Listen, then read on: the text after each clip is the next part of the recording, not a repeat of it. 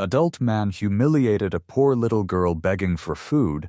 He didn't know 10 Hell's Angels were watching the evening cold settled over Main Street like a wet blanket, the kind that got into your bones and stayed there. Daisy Whitfield pressed herself against the brick wall beside Marcy's diner, trying to make herself small. She was good at that. Making herself small was something she had learned to do a long time ago. Her coat was too thin for October. It had been her mother's once, cut down and pinned to fit a child, but the stitching had come loose at one sleeve, and the wind kept finding its way in through the gap.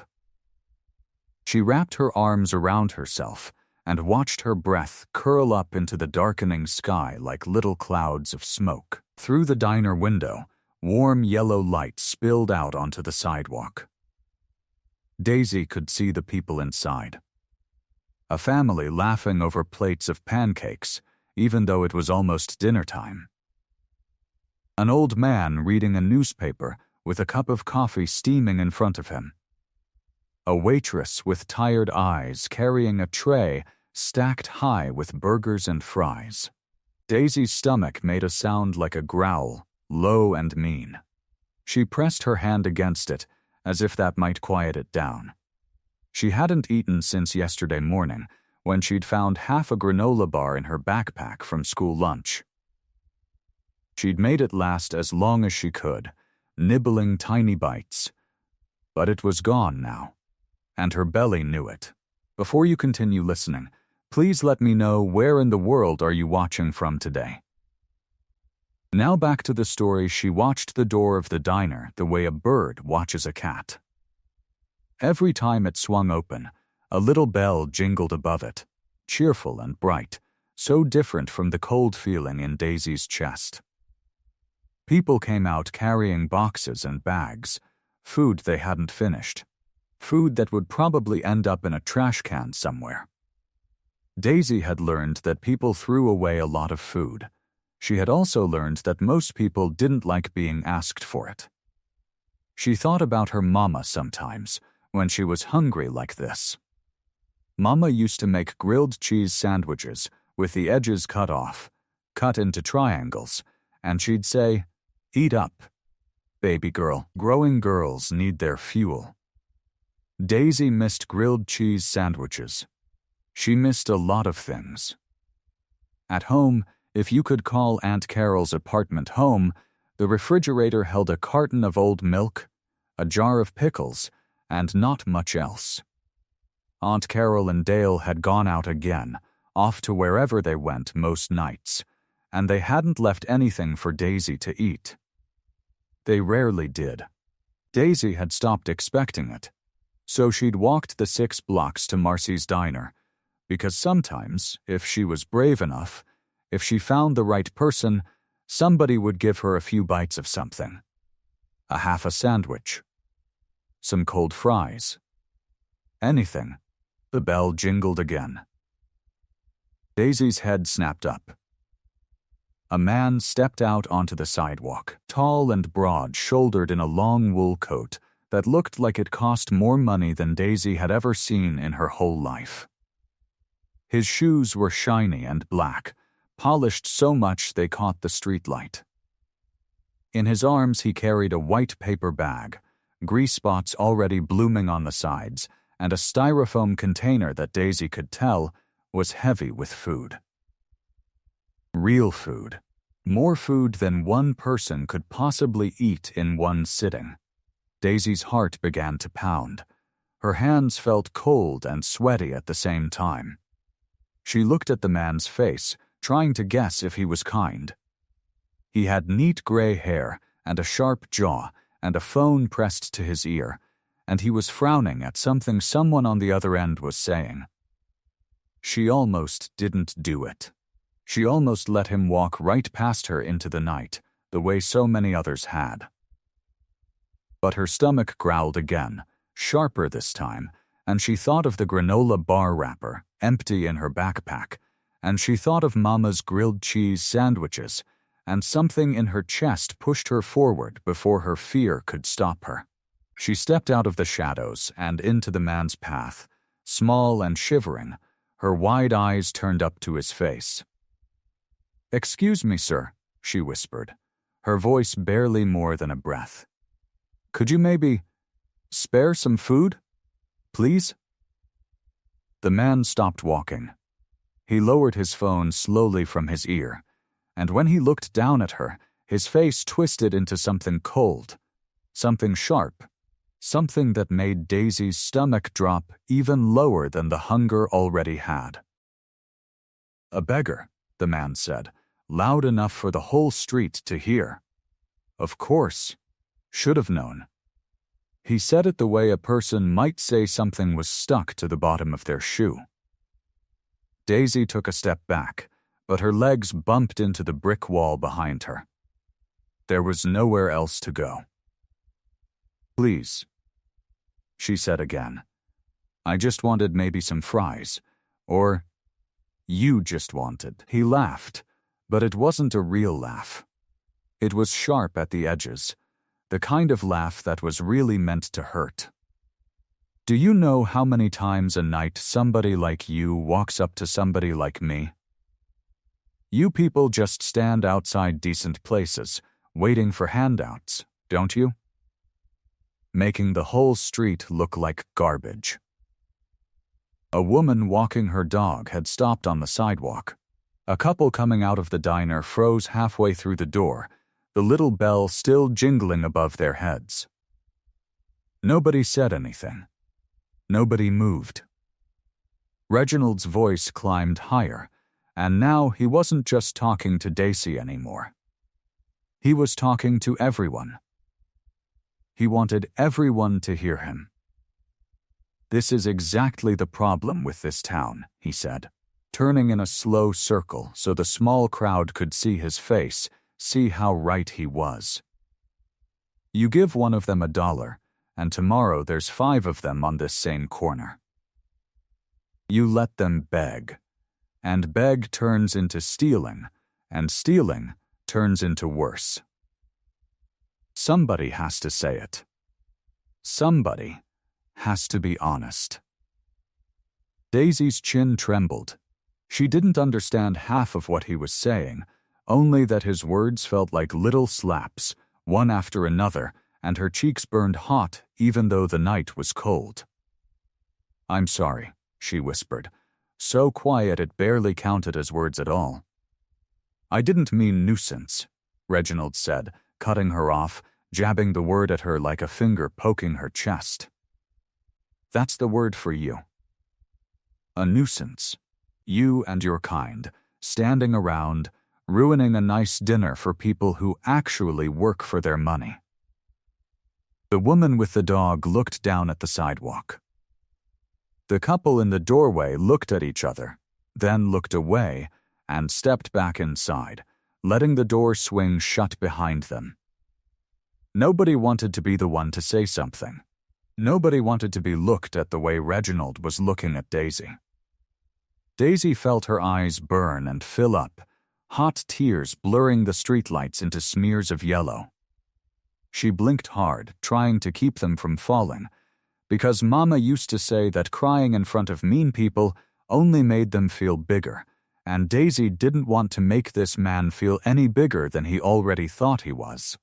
But her chin kept shaking, and one tear slipped free anyway, cold as it rolled down her cheek. Reginald looked down at the paper bag in his arms, and then at the styrofoam container balanced on top of it, and something like a smile pulled at the corner of his mouth. It was not a kind smile. "You want food?" he said. "Fine. Watch this." He walked, slow and deliberate, over to the metal trash can standing at the edge of the sidewalk, the kind with a swinging lid that squeaked when you pushed it. He held the paper bag up high enough that Daisy could smell the warm scent of French fries and something buttery drifting down to her. High enough that everyone on the street could see exactly what he was about to do. "There," Reginald said, and he dropped it in.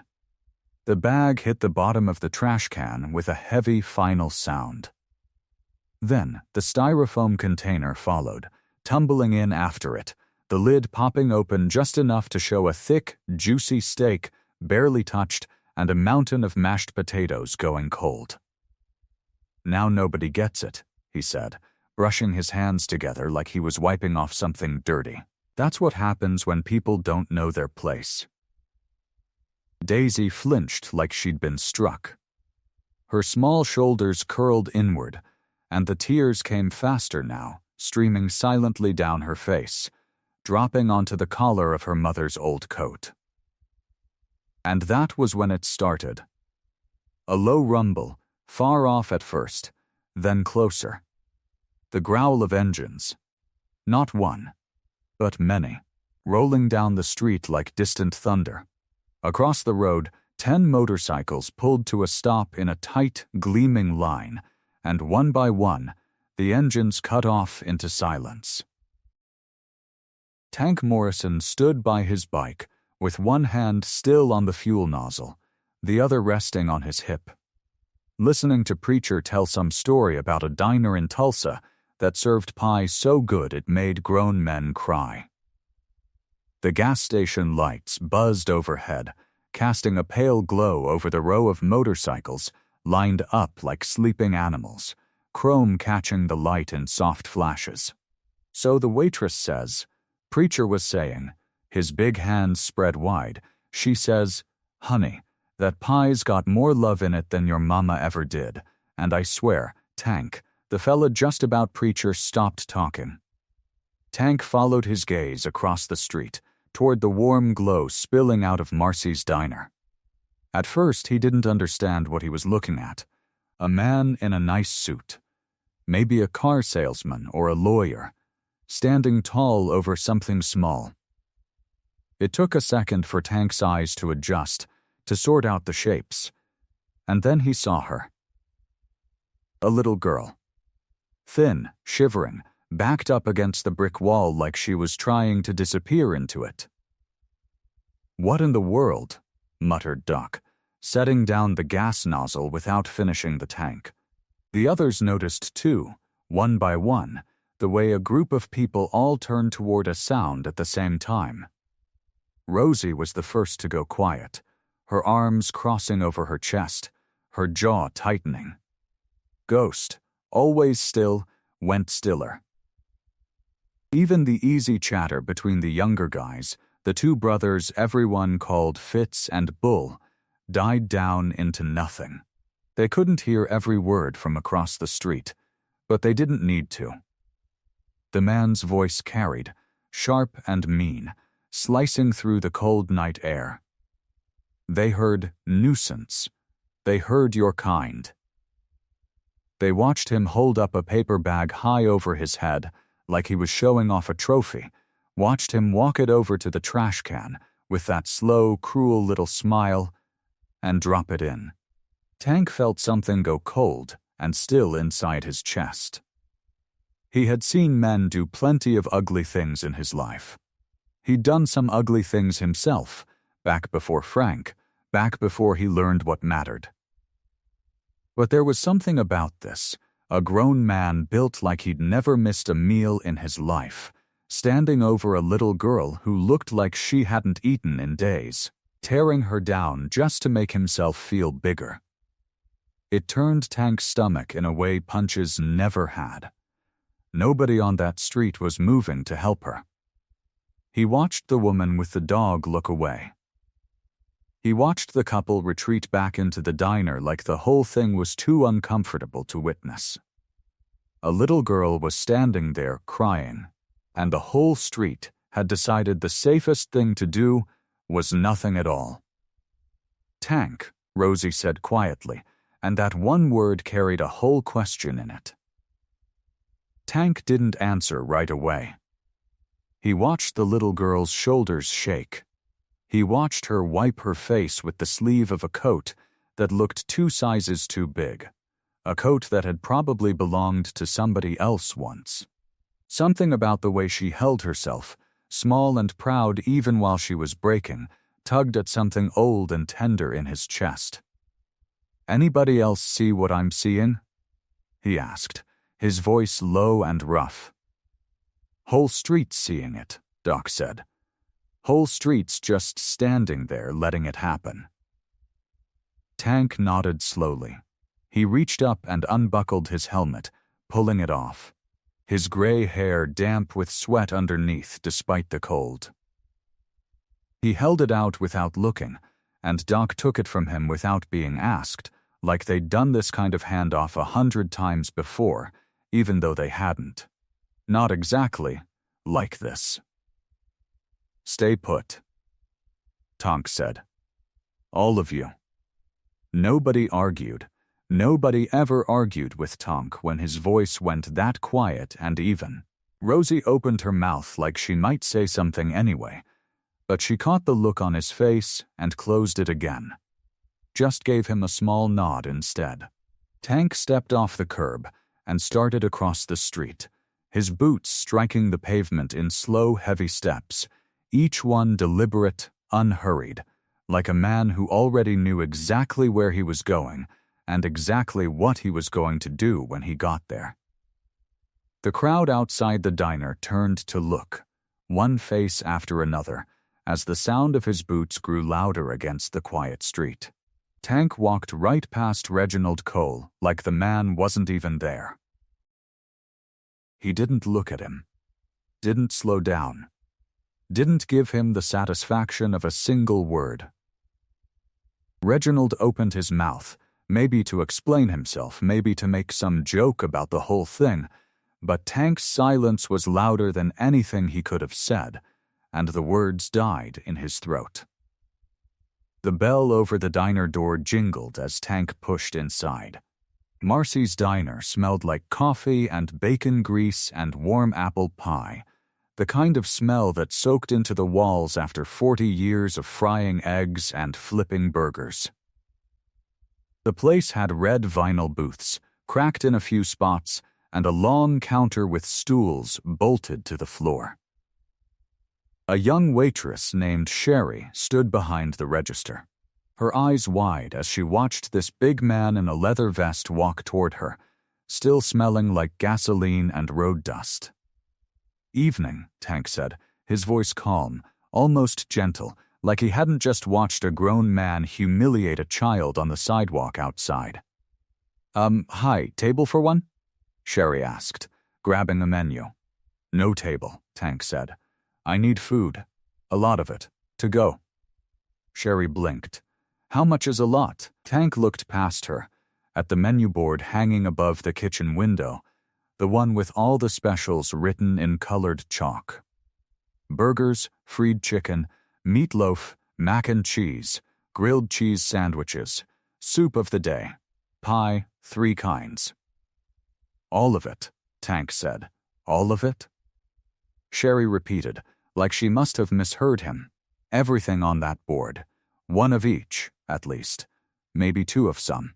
Whatever you got the most of back there, bring me plenty." An older man came out from the kitchen, wiping his hands on his apron, probably the owner, probably Marcy's husband or son, given how his name tag read Pete. He looked at Tank with the same confusion as Sherry, but there was something else in his eyes, too.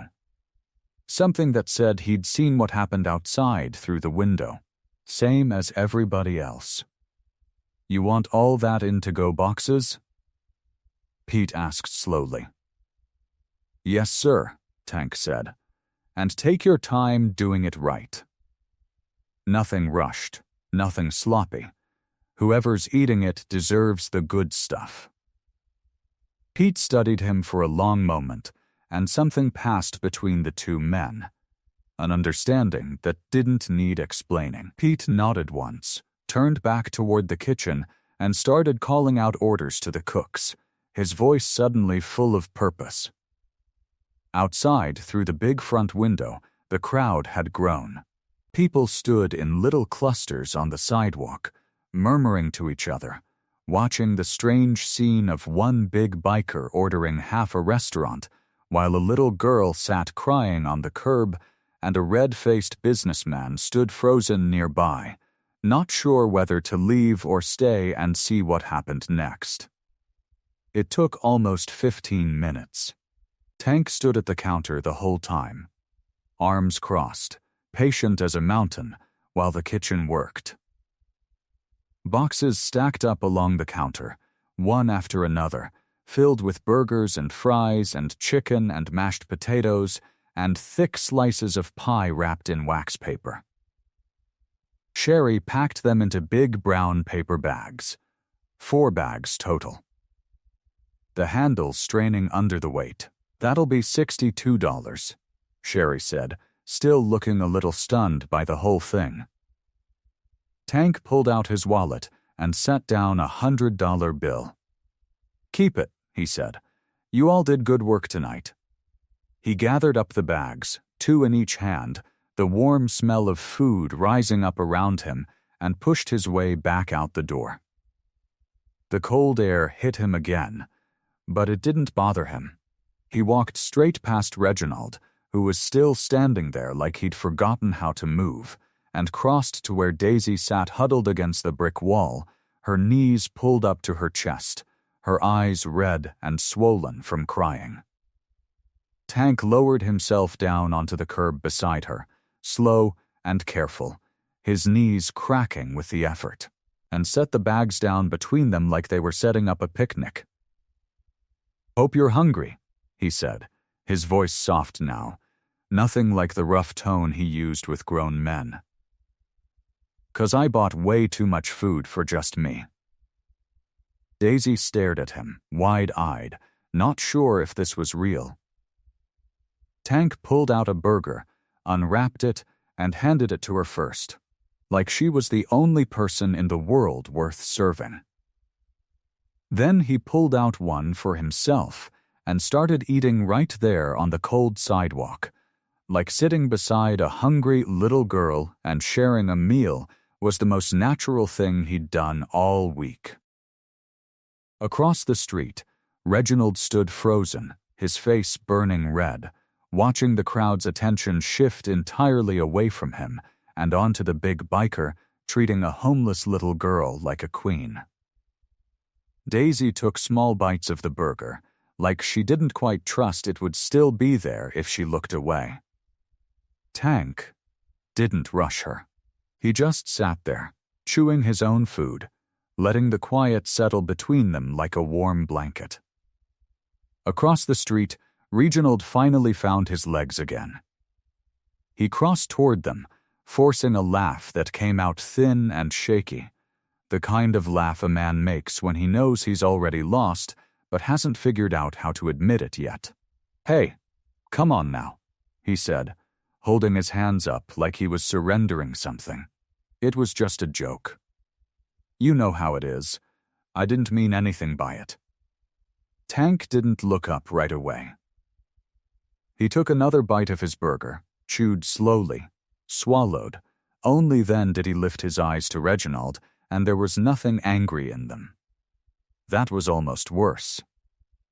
Anger, Reginald could have understood. This was something colder.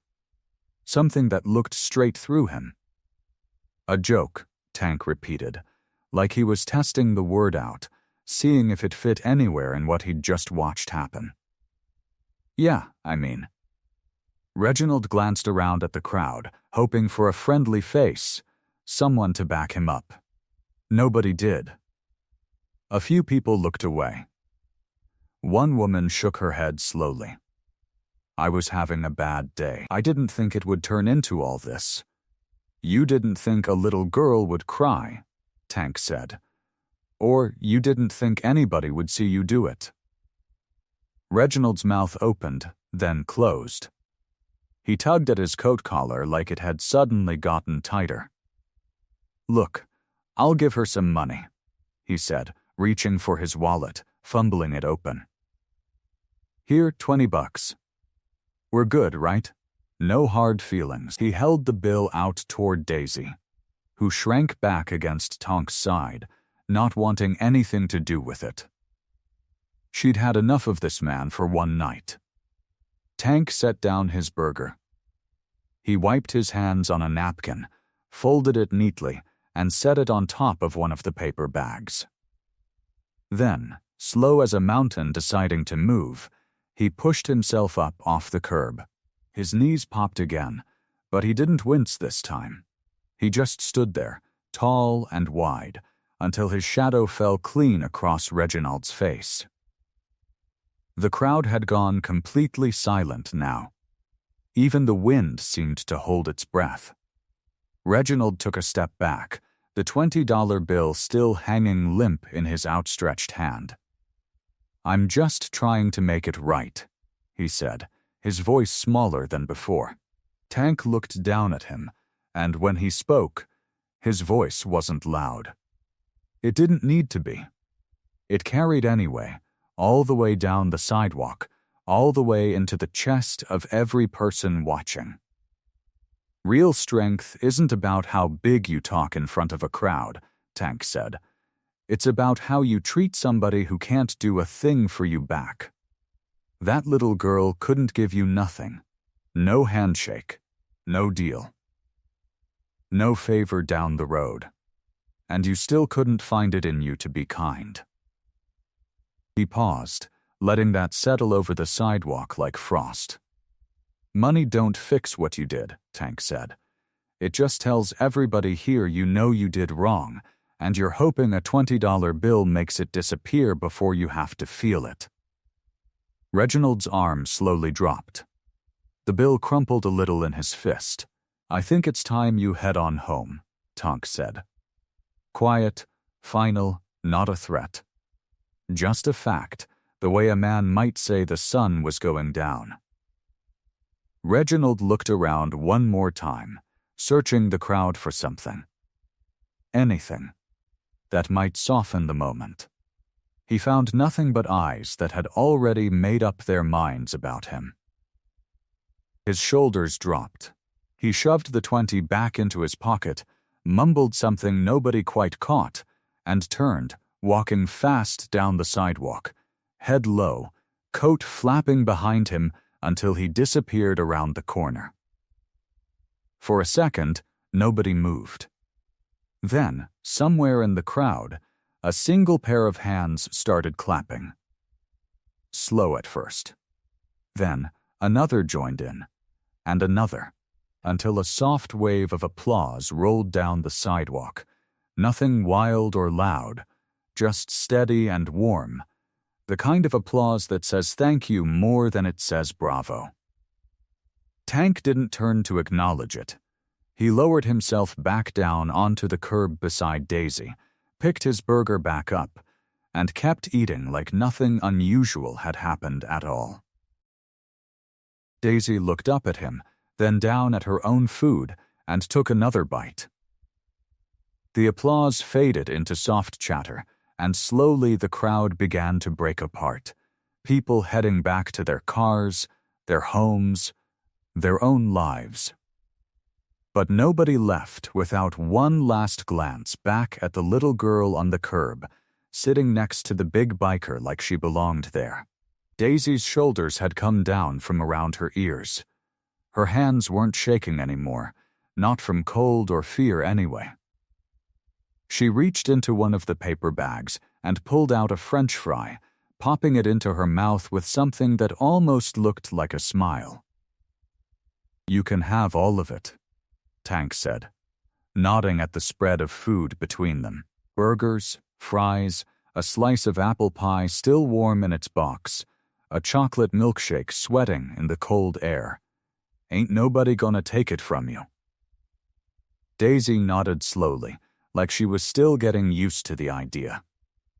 She reached for the milkshake, wrapped both small hands around the cup, and took a long sip through the straw. Some color had come back into her cheeks. Her eyes weren't darting around anymore, watching for the next bad thing to happen. For the first time since Tank had walked over, she looked like a regular kid enjoying a meal.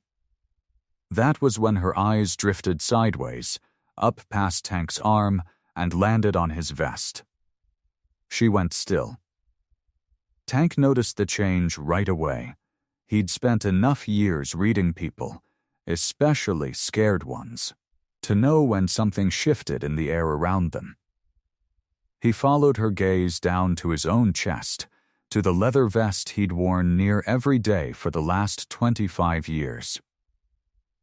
The patch sat right where it always did, stitched careful and proud, the winged skull design faded some at the edges from wind and rain and time, but still clear enough to make out. Daisy's small hand came up, slow, like she wasn't sure she was allowed. Her fingers hovered an inch from the leather, trembling just slightly. "That patch," she whispered. Tank went still too now, something in his gut telling him to pay attention. "What about it, sweetheart?" Daisy didn't answer right away. Her eyes stayed locked on the winged skull, like she was looking through it, back to somewhere else, some other time. Her lips started to quiver, and for a second Tank worried she might cry again, though this didn't look like the same kind of tears from before. "My daddy had one just like it," she said finally, her voice small and far away. "On his jacket. He used to let me touch it when I was real little. He said it meant he had brothers who'd never let nothing bad happen to him." Tank's chest went tight. He kept his voice easy, gentle, not wanting to spook her before he understood what she was telling him. "Is that right?" Daisy nodded, her small hand finally landing soft against the patch, resting there like she was checking it was real. "He doesn't wear it no more, though. He's not here no more." The words came out simple, the plain, honest way kids say hard things, without knowing yet how heavy they are. Something cold moved through Tank's stomach. He'd known a lot of men who wore this same patch over the years. Men who'd passed on, men who'd moved away, men who'd left the life behind for one reason or another. But something about the way this little girl touched the leather, the familiar way her fingers moved like she'd done it 100 times before, made his heart start pounding slow and heavy in his chest. "Sweetheart," he said, careful, like he was walking across thin ice. "What was your daddy's name?" Daisy looked up at him then, her eyes big and clear in the glow of the diner's window light. She didn't hesitate. "Frank Whitfield," she said. The world seemed to tilt sideways under Tank. The noise of the street, the last stragglers from the crowd, the hum of passing cars, all of it faded to nothing in his ears. His mouth went dry. His hands, resting on his knees, curled into loose fists without him meaning them to. Frank Whitfield. His brother. His best friend. The man who'd ridden beside him for 15 years, who'd bled with him, laughed with him, who died on a stretch of highway 5 years back in a wreck that still visited Tank in his dreams some nights. Tank's face went pale, all the color draining out of it at once, like someone had pulled a plug somewhere deep inside him. "Frank Whitfield," Tank said again, like saying it twice might change the answer. Daisy nodded, watching him with wide eyes. She didn't understand yet why the big man had gone so quiet, so still, like all the air had been knocked clean out of him. She pulled her hand back from his vest, worried maybe she'd done something wrong. "Did I say something bad?" she asked, her voice small again, the fear creeping back into it. Tank didn't answer right away. He couldn't. His mind had gone somewhere else, somewhere 5 years back, to a stretch of highway just outside of town, slick with rain that had come out of nowhere that October night. He could still see it if he closed his eyes. The taillights ahead of him, the way they'd swerved once, twice, then disappeared off the edge of the road in a spray of sparks and screaming metal. Frank had been laughing about something just minutes before. Some joke about Rosie's cooking, how she couldn't fry an egg without setting off the smoke alarm. Tank remembered laughing too, the sound of it still echoing somewhere in the back of his skull all these years later. Then the rain came, and the road turned to glass, and Frank Whitfield, husband, father, brother in every way that mattered, was gone before Tank even got his bike stopped. Tank remembered kneeling in the mud that night, holding what was left of his best friend, screaming for help that came too late.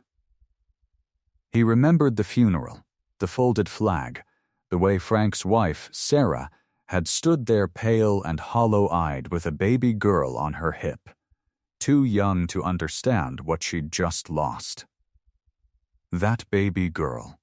Tank's eyes came back into focus, landing on the child sitting beside him on the curb, wrapped in a coat too thin for the cold, hungry enough to beg strangers for scraps outside a diner.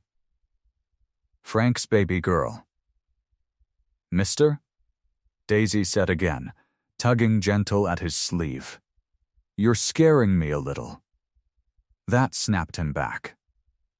Tank blinked hard, forced the tightness out of his throat, and turned to face her fully. He saw now what he should have seen the second she said her father's name. The shape of her jaw, stubborn and set just like Frank's used to get when he was determined about something. The color of her eyes, that same clear blue that used to stare Tank down across a poker table every Friday night for 15 straight years. How had he not seen it right away? Tank set down the milkshake he'd been holding without realizing it, and slid off the curb, kneeling down in front of her so they were eye level. His knees ached with the movement, old joints protesting years of hard living, but he barely noticed. All his attention was on the little girl in front of him. "No, sweetheart," he said, his voice rough but gentle, like he was talking to something fragile that might break if he pushed too hard.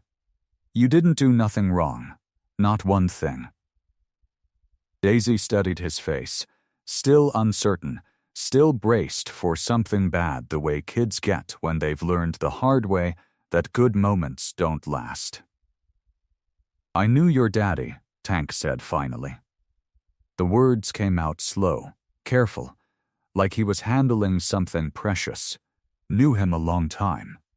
Rode next to him near every day for 15 years. He was my brother. Not blood, but brother all the same. Best friend I ever had in this world." Daisy's mouth fell open just slightly. "You knew my daddy?" "I did." Tank reached up, tapped 2 fingers against his own patch, right where hers had rested a minute ago. "This same patch. Same chapter. Your daddy was one of the best men I ever rode with. Brave, funny, loved you and your mama something fierce. Talked about you all the time, even before you were born. Had your name picked out before your mama even had a chance to say her piece on it." A tear slipped down Daisy's cheek, but she was smiling now too, a strange mix of grief and wonder crossing her small face. "Nobody talks about my daddy no more," she whispered. "Not since Mama." She stopped herself like she'd said too much and looked down at her hands. Tank felt something crack open in his chest, wide and aching. He didn't push her to finish that sentence, not yet. But he filed it away, along with everything else that didn't add up.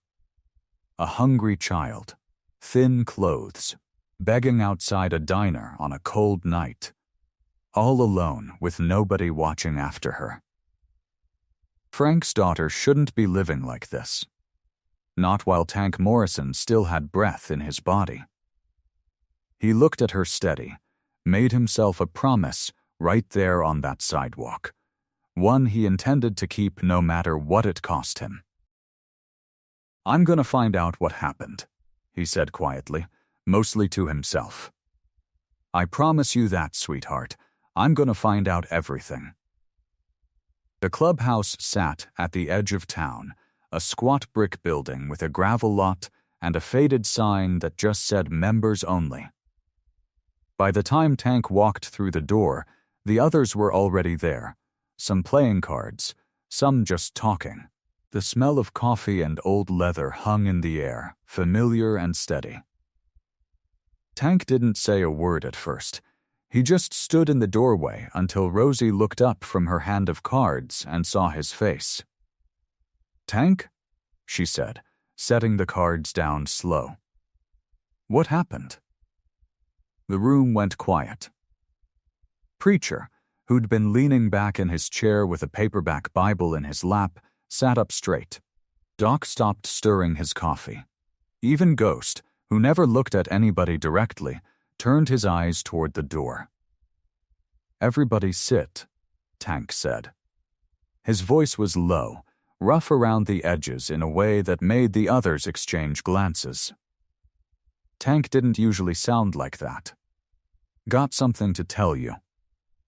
They gathered around the long table in the back room, the one they used for chapter meetings, the wood scarred from years of boots and beer bottles and elbows. Tank stayed standing at the head of it, his hands braced against the table like he needed it to hold him up. Tonight, outside Marcy's, he started. There was a little girl. Begging for food.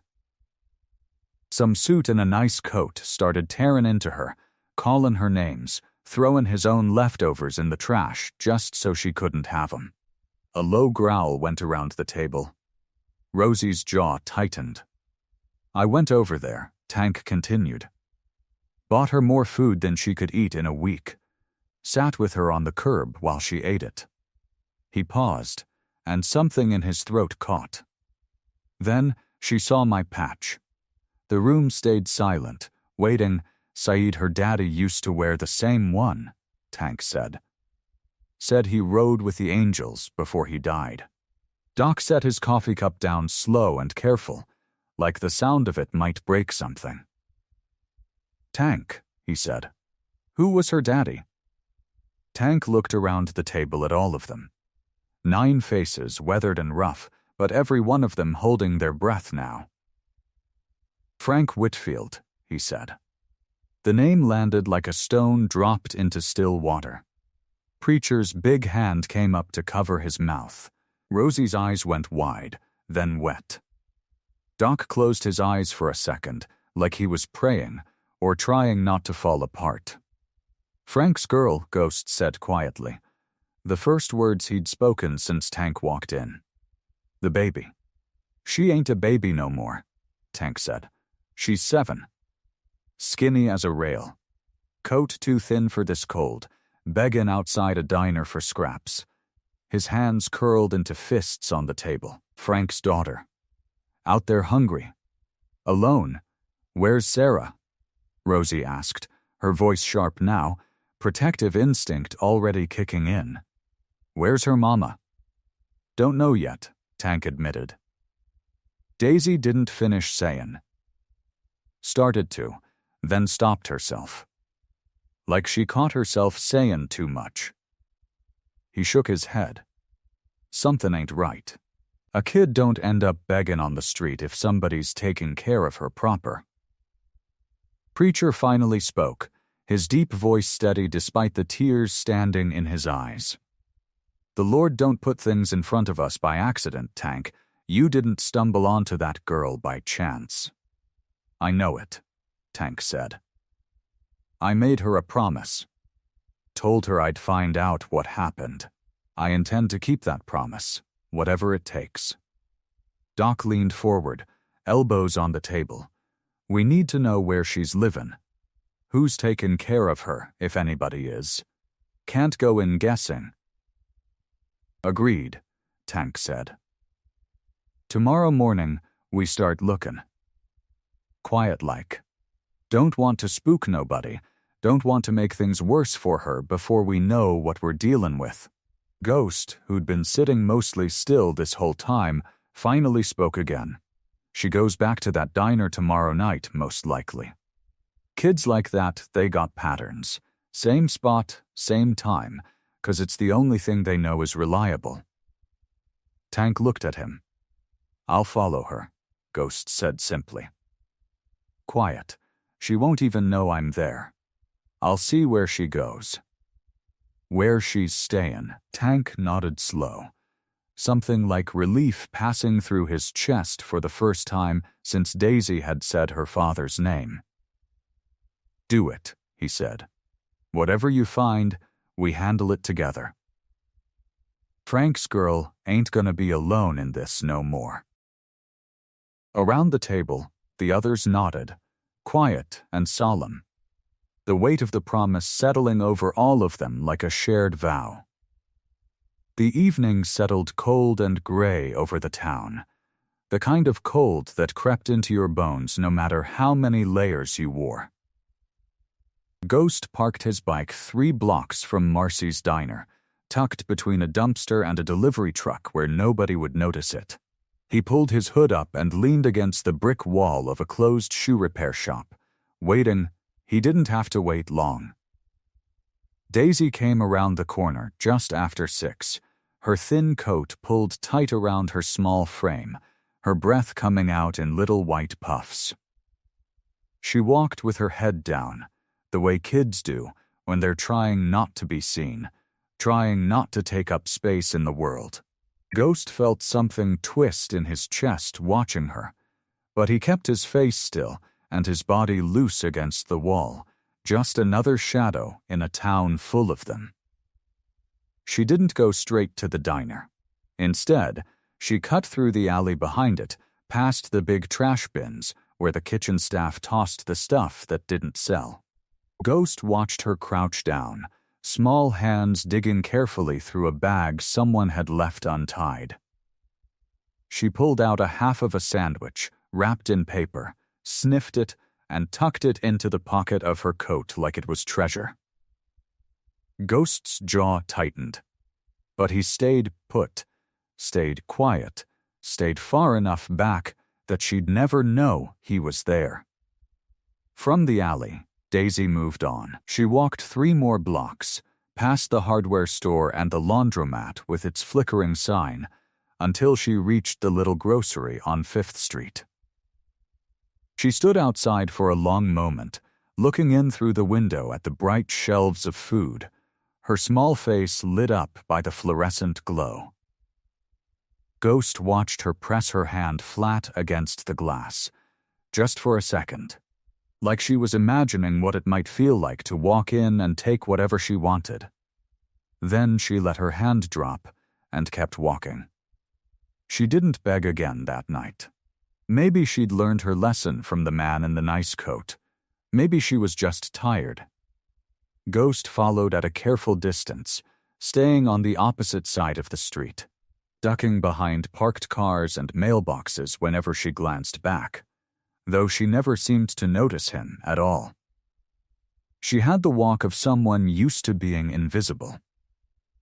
The streets grew rougher as she went, the storefronts thinning out, the streetlights growing farther apart, until there were gaps of true darkness between them. Ghost followed her past the edge of downtown, into the part of town most people avoided after dark. Here the buildings sagged with age, paint peeling, windows patched with cardboard instead of glass. Finally, Daisy turned down a narrow street lined with a row of apartment buildings that looked like they'd been forgotten by everyone, including whoever was supposed to be fixing them. The building she approached was 3 stories of crumbling brick, a chain-link fence around the front with a gate hanging loose on its hinges. Half the windows on the ground floor were boarded up. A shopping cart sat rusting in what used to be a yard, weeds growing up through its wheels. Ghost stopped at the corner, staying in the shadow of a dead street lamp, and watched. Daisy didn't go to the front door. She slipped around the side of the building instead, to a door that hung crooked on a broken hinge, the kind of door that probably hadn't locked properly in years. She glanced around once, quick and practiced, the look of a kid who'd learned to check her surroundings before doing anything. Then she pushed the door open, just enough to slide through, and disappeared into the dark. Ghost stood there a long moment after she'd gone, staring at that broken door, at the dead windows above it, at the whole sad shape of the building against the night sky. No lights on inside that he could see. No sound of anybody moving around. Just darkness swallowing up Frank Whitfield's little girl like she was nothing. He memorized the address, the cross streets, the details of the building's ruined face. Then, he turned, walked back the way he'd come, quiet as he'd always been, and got on his bike to ride back to the clubhouse and tell Tank what he'd found. The morning came up gray and thin, the kind of light that made everything look tired. Tank pulled his truck up to the curb outside the apartment building Ghost had described, and for a long moment he just sat there, looking at it. It was worse in daylight. The brick was crumbling at the corners, chunks of it missing like teeth knocked out of a jaw. The chain-link fence sagged on one side where somebody had driven into it years ago and never bothered to fix it. That shopping cart was still sitting in the dead grass, rust creeping up its wheels. Tank counted 3 windows boarded up on the ground floor alone. Rosie sat beside him, arms crossed, jaw tight. She hadn't said much on the drive over. She didn't need to. Tank could feel the anger coming off her like heat off asphalt in summer. "You ready?" Tank asked. "Was born ready," Rosie said. "Let's go." They walked up the cracked path together, Tank in front, Rosie a step behind, both of them dressed down for this. No vests, no patches, just jeans and jackets. Tank had thought about that carefully. He didn't want to scare anybody off before they even got a foot in the door. He wanted answers, not a fight. At least not yet. He found the door Ghost had mentioned, the one hanging crooked on its hinge. But there was a proper door around front, too, buzzer system busted, names scrawled on strips of masking tape beside each button. He found one that said Whitfield in faded pen and pressed it. Nothing happened. He pressed it again, held it longer this time. After almost a full minute, he heard footsteps, slow and heavy, coming down some stairs inside. A chain rattled. A lock clicked. The door opened just wide enough for a face to appear. Carol looked like she'd been asleep, or maybe like she hadn't slept at all. Her hair was a tangled mess, pulled back in a knot that was falling apart. Her eyes puffy and rimmed red. A stain on the front of her t-shirt that might have been coffee or might have been something else. She smelled like old cigarettes and something sour underneath it. She squinted at Tank and Rosie like the daylight itself was an insult. "What?" she said. "Morning, ma'am," Tank said, keeping his voice even, gentle even. "Sorry to bother you. We're looking for Daisy." "Daisy Whitfield." "This her place?" Carol's eyes narrowed further. She leaned against the doorframe like standing up straight was too much effort. "Who's asking?" "Friends of her father," Tank said. "Old friends. Her daddy's dead," Carol said flatly like she was correcting a math problem. "Been dead for years." "We know," Rosie said, stepping up beside Tank. Her voice was tight, controlled, but Tank could hear the wire underneath it. "We just want to know Daisy's okay.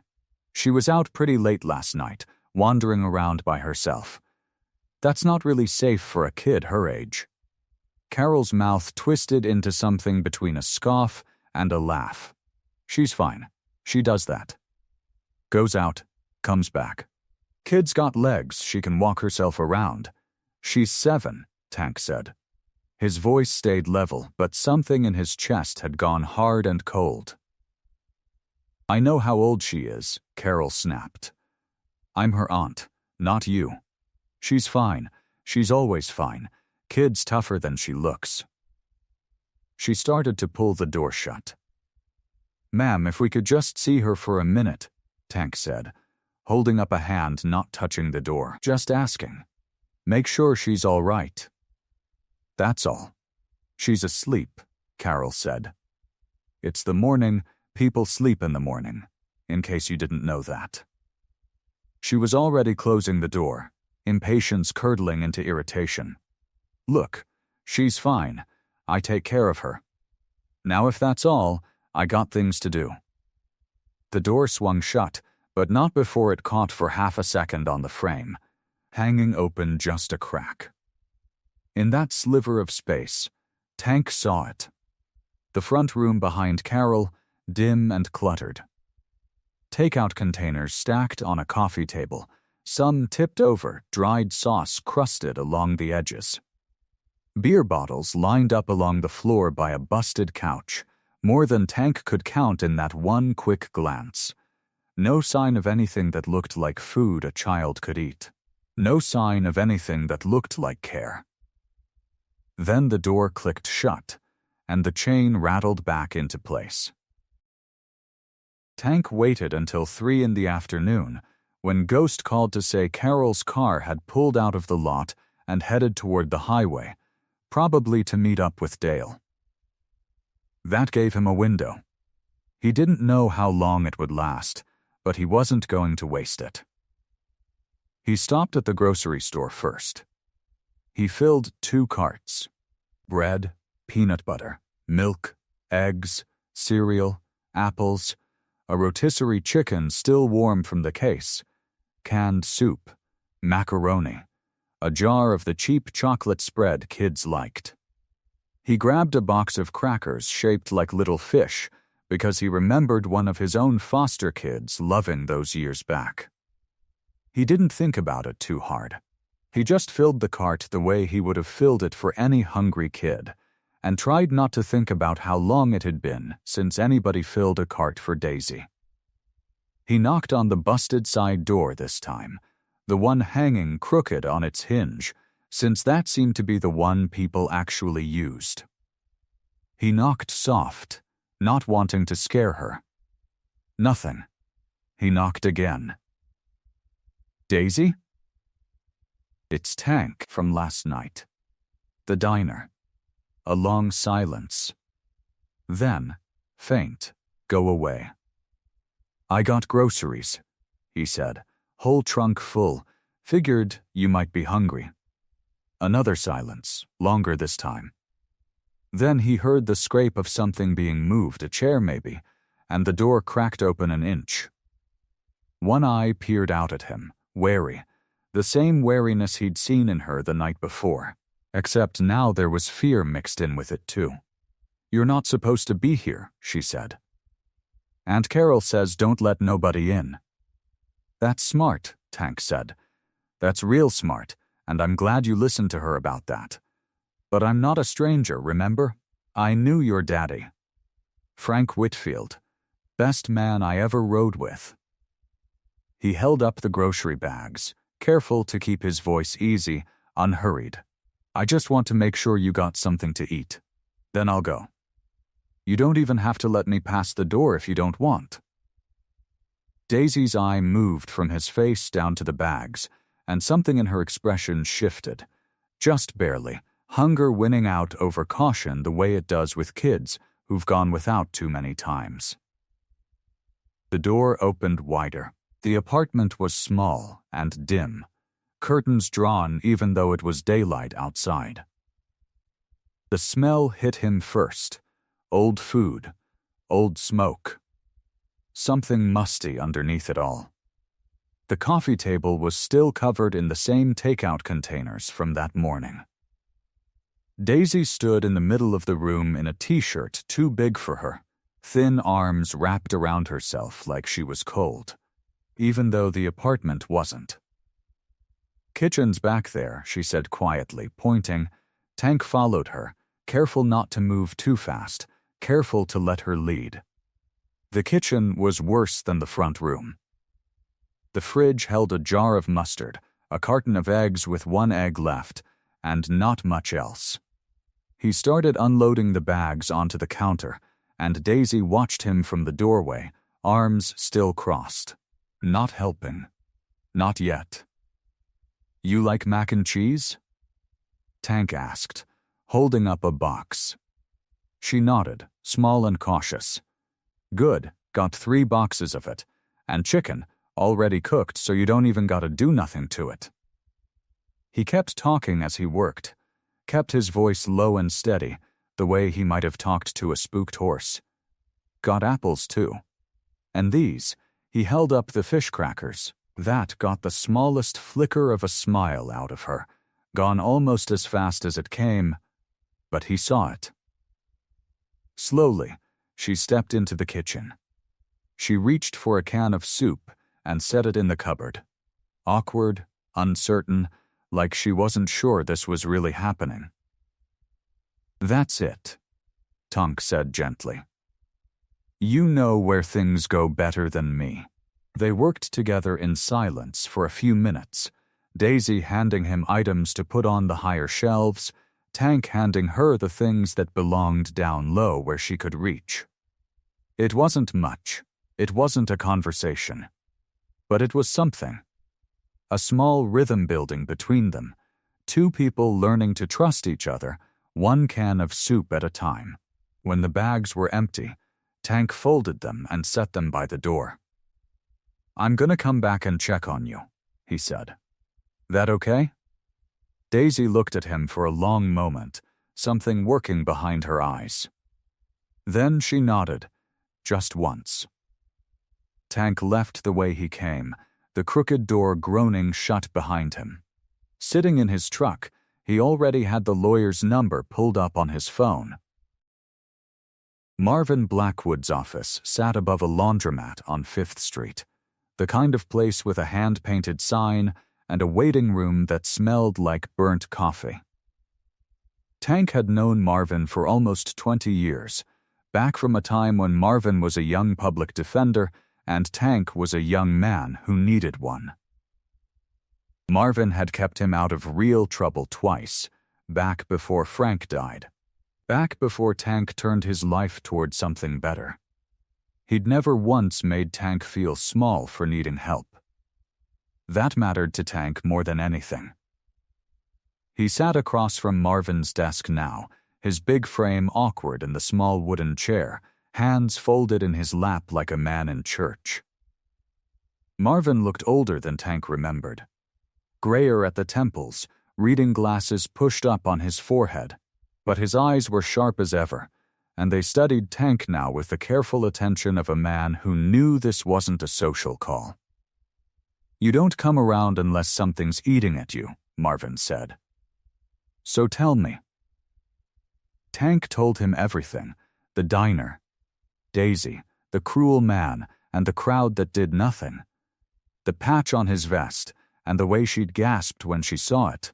Frank's name coming out of her mouth like a key turning in a lock Tank didn't know was there.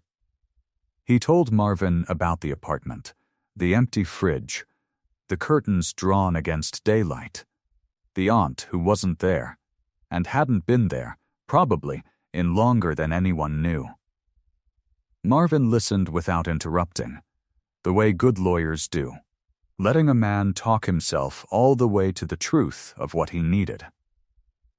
When Tank finished, Marvin took off his glasses and rubbed the bridge of his nose. "Okay," he said. "First thing, you did right, calling me instead of just kicking down her aunt's door and taking the kid, which I know is what part of you wanted to do." "Crossed my mind," Tank admitted. "I figured. Don't do that. That's how you end up in a cell and Daisy ends up somewhere worse, some group home 3 counties over where nobody knows her name." Marvin leaned back in his chair, the old springs creaking under him. "Here's how this actually works. You report the neglect to Child Protective Services. They're supposed to investigate. Emphasis on supposed to. Realistically, you're looking at a caseworker with 60 other files on her desk, doing a home visit maybe once, maybe twice if you're lucky, before making a call on whether the situation rises to the level of removal. That's it? One visit? If the aunt's smart, she cleans the place up, buys some groceries, and puts on a good show. Happens all the time. The system's built to keep families together whenever it possibly can, which is usually the right call, except when it isn't. Marvin shook his head. It's slow, Tank. It could take weeks just to get a caseworker assigned. Months for anything to actually happen. And even then, all it might get you is Daisy moved to some other relative, or worse, foster care. Strangers who don't know a thing about her, don't know she used to belong to Frank Whitfield. Tank felt something heavy settle in his chest. So report it, and just hope. That's one option. Marvin said it carefully, like a man setting down a card he'd been holding on to. There's another one. Tank waited. You knew her father. Best friend, brother, whatever you want to call it. That's not nothing in the eyes of a family court. You've got a connection to this child that goes back before she could even walk. If the aunt's neglect is as bad as you say, and I believe you, there might be grounds for you to petition for guardianship yourself. Tank stared at him. Me. Guardianship. You wouldn't be the first biker to raise a kid, Tank, and don't look at me like I've lost my mind. You've got a steady income, a home, a community around you that clearly already cares about this girl. Courts look at stability. They look at bonds. What you're describing, an old friend's daughter, orphaned, neglected, and you stepping up? That's not nothing.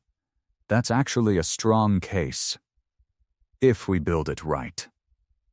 The room went quiet. Tank looked down at his hands, thought about Daisy's small voice through the crack in that door, thought about Frank grinning at him across a campfire 20 years ago, promising to be there for each other no matter what. Tell me what I need to do, Tank said. Marvin drew up the paperwork that same week, and while the lawyer worked, Tank kept his promise. He didn't wait for courts or caseworkers to decide when Daisy deserved someone in her corner. He showed up. And so did the others. Rosie was the first to make it a routine. She rolled up to Carol's apartment on a Tuesday afternoon with a plastic bag full of ribbons and a comb sticking out of her jacket pocket, looking like she meant business.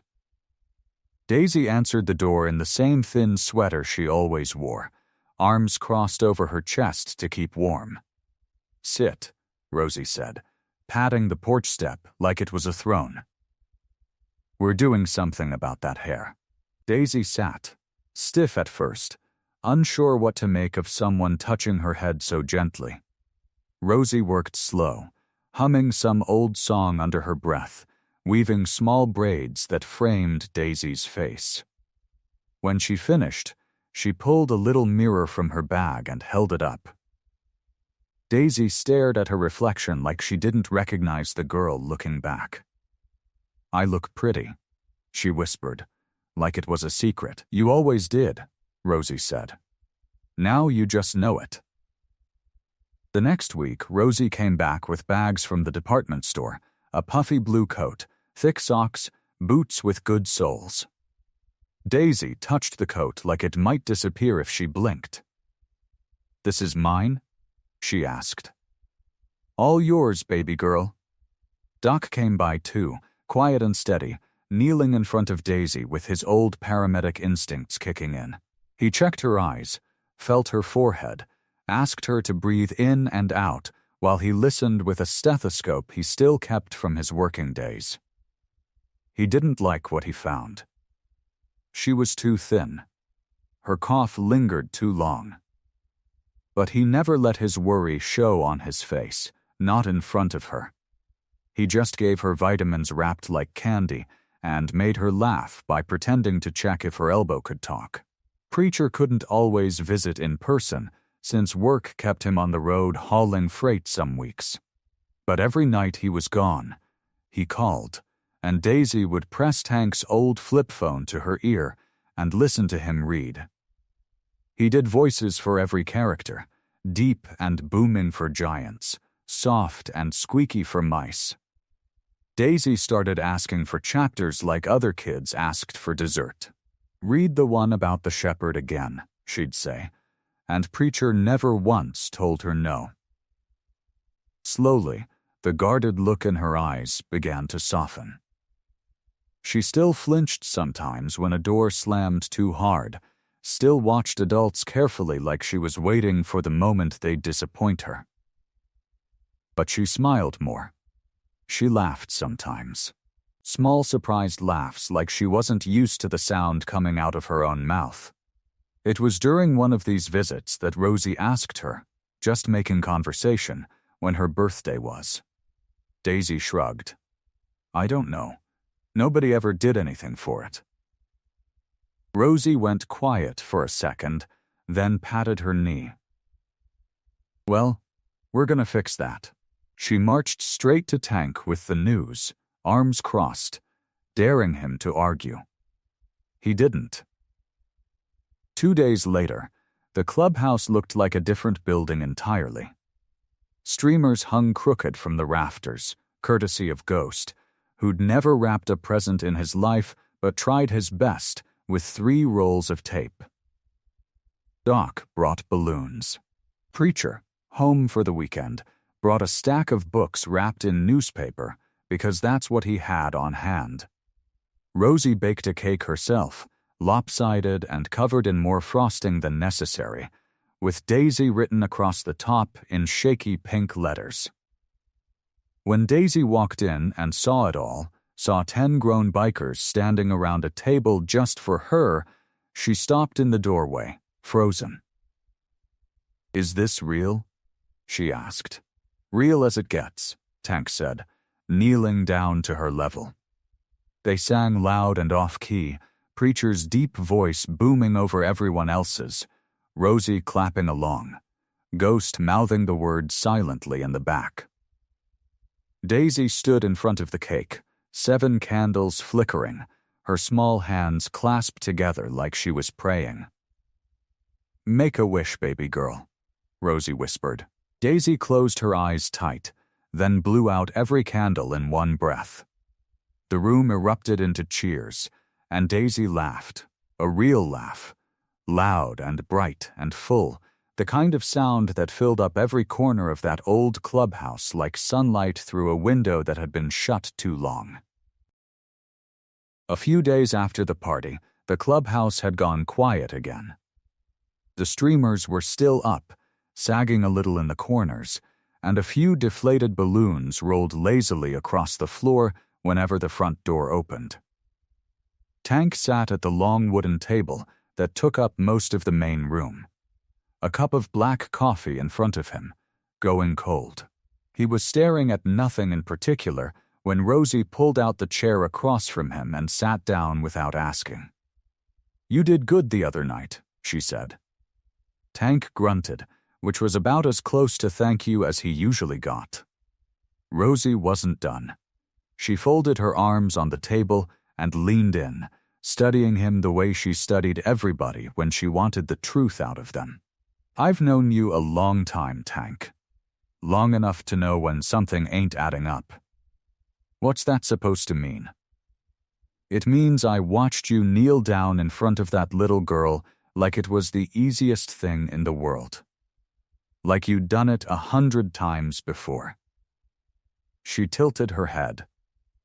"Most men your size, rough as you look, they don't know what to do with a scared kid. You did. Right away, no hesitating, no awkward standing around. You just knew." Tank picked up his coffee, took a sip he didn't want, just to have something to do with his hands. "Maybe I'm a natural. Maybe," Rosie said. "Or maybe there's something you ain't telling the rest of us." The room was quiet, except for the hum of the old refrigerator in the back and the faint creak of the balloons rubbing against the ceiling. Tank set his cup down.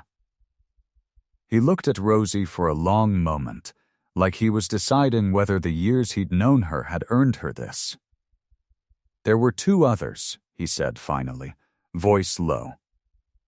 "Before Daisy." Rosie didn't say anything. She just waited, the way she always did when she wanted someone to keep talking. "About 10 years back," Tank went on.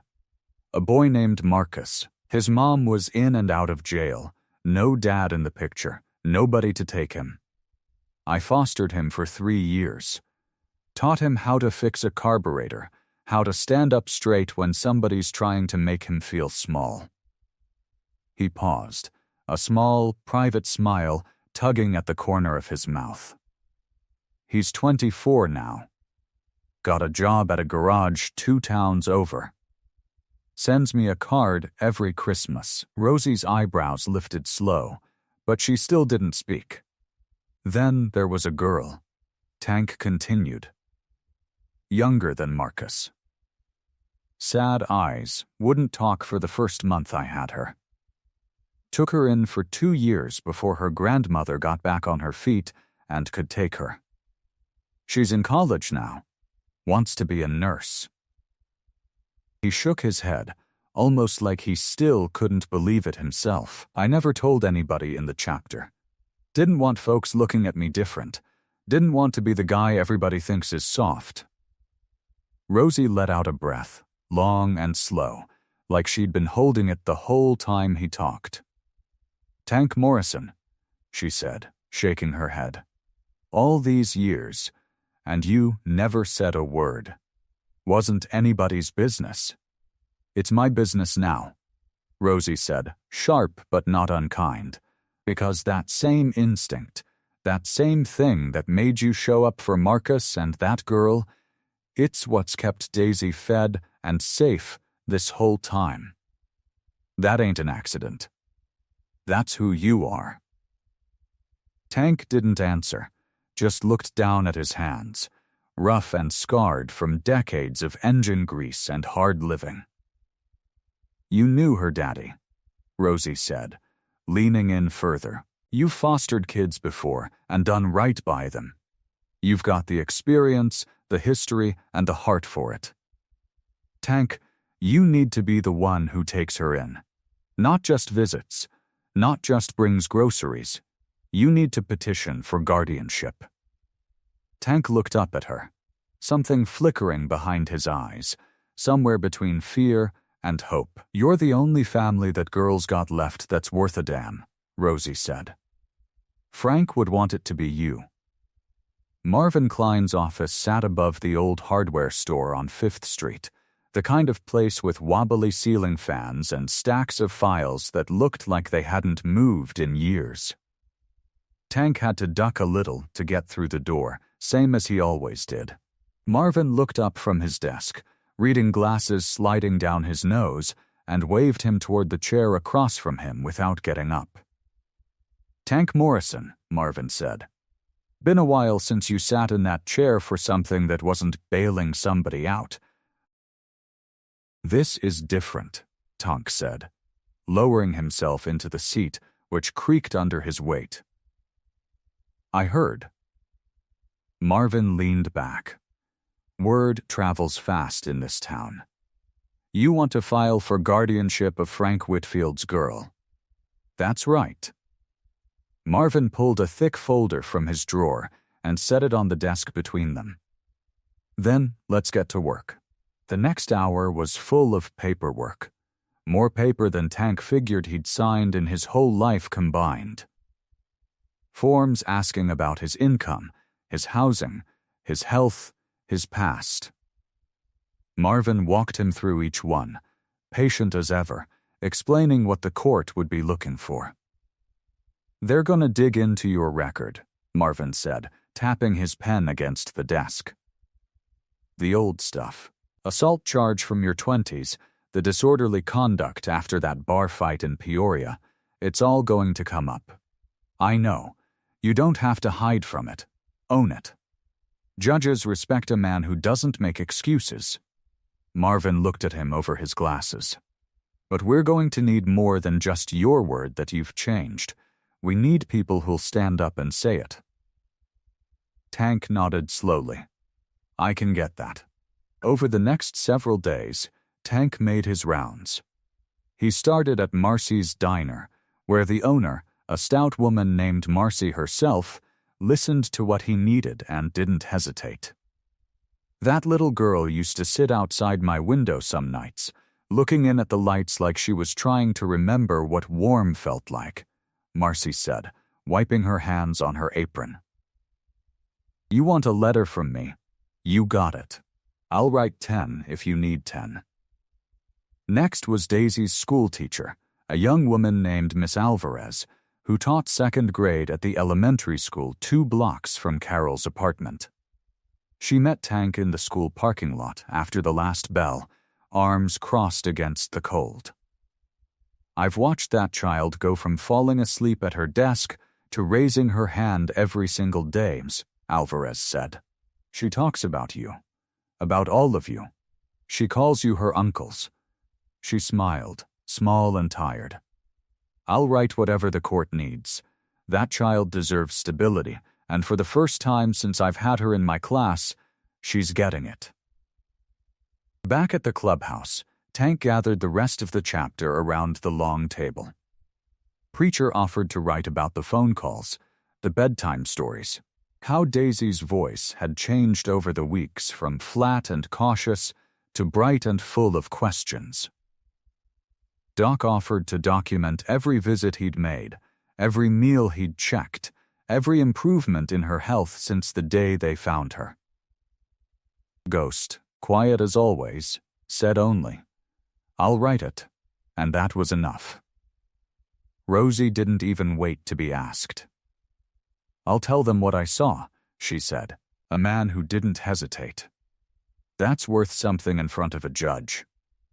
Tank collected each letter, stacking them neat inside a folder Marvin had given him, like he was building something out of paper and ink that might actually hold a life together. 2 weeks later, Tank sat back in Marvin's office, the folder now thick and heavy on the desk between them. Marvin flipped through it, nodding slowly at the letters, at the paperwork, at the neat stack of references that told a story bigger than Tank himself could tell. This is good, Tank, Marvin said. Real good. Might be enough to turn some heads in that courtroom. When do we find out? Marvin closed the folder and looked up at him, his expression serious now. I got word this morning. Judge Whitaker's office called. They've scheduled the hearing. Tank sat forward. When? 3 weeks from Thursday. Marvin held his gaze. That's not a lot of time, Tank. You're going to need every one of these letters, every bit of proof you've got, and you're going to need to keep doing exactly what you've been doing with that girl. No slip-ups. No mistakes. The court's going to be watching everything between now and then. Tank nodded, feeling the weight of it settle into his chest, heavier than any engine he'd ever lifted. 3 weeks, he repeated. 3 weeks, Marvin said. Make them count. The morning of the hearing came cold and bright, the kind of autumn day where the sky looks scrubbed clean. Tank stood outside the county courthouse in a shirt Rosie had ironed for him twice, the collar stiff against his neck. He hadn't worn a tie since Frank's funeral. His hands felt too big for the sleeves. One by one, the bikes rolled up. Preacher first, his massive frame squeezed into a dark blazer that strained across his shoulders. Doc next, clean-shaven, carrying a leather satchel full of the records he'd gathered. Ghost slid in quiet as smoke, wearing a jacket nobody had ever seen him wear before. Rosie arrived last, her hair pulled back, a small gold cross at her throat that Tank had never noticed before.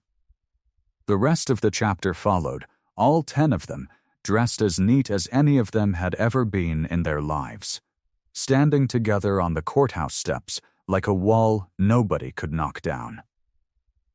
Marcy showed up next, wringing her hands in her coat pockets, and right behind her came Miss Alvarez, a folder of Daisy's schoolwork tucked under her arm like proof of a life rebuilt.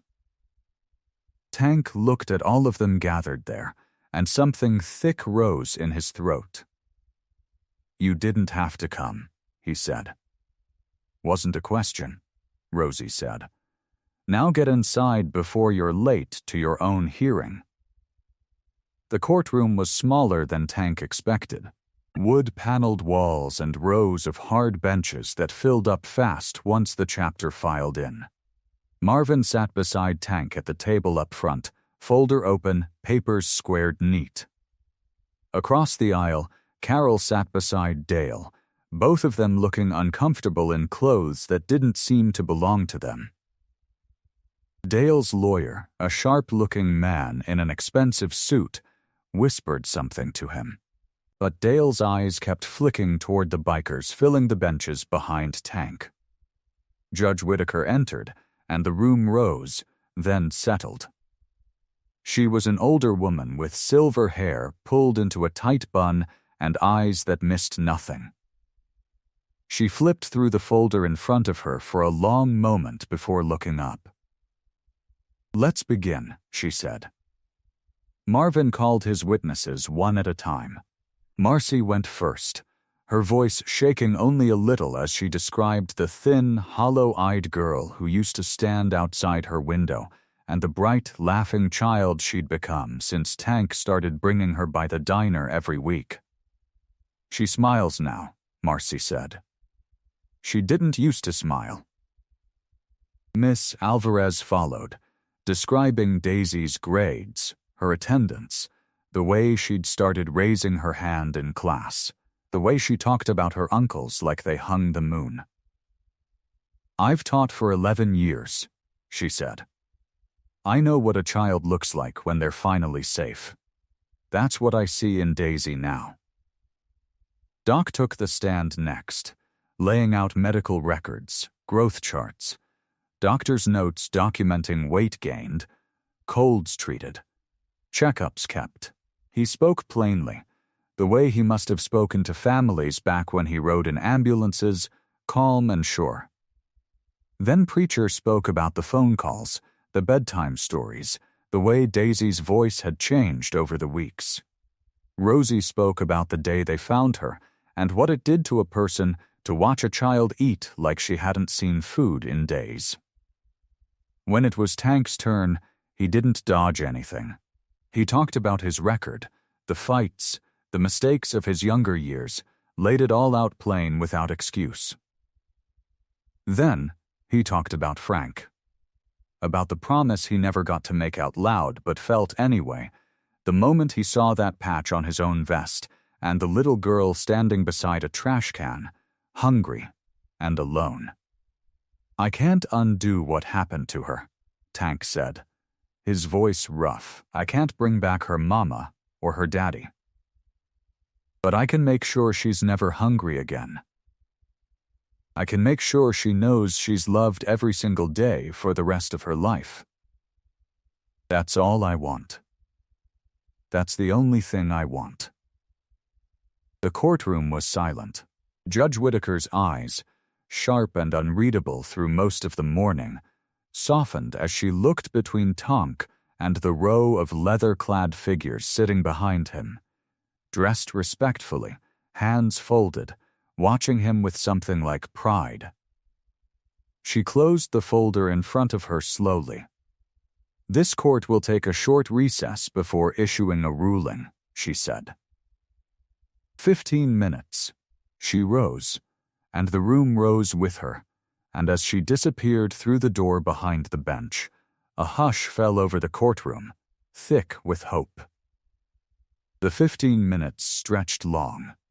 Tank sat with his hands flat on the table, trying to keep them from shaking. Behind him, he could hear Preacher's low voice, steady as a heartbeat, saying words that sounded like a prayer. Rosie's hand found his shoulder once, gave it a squeeze, then let go.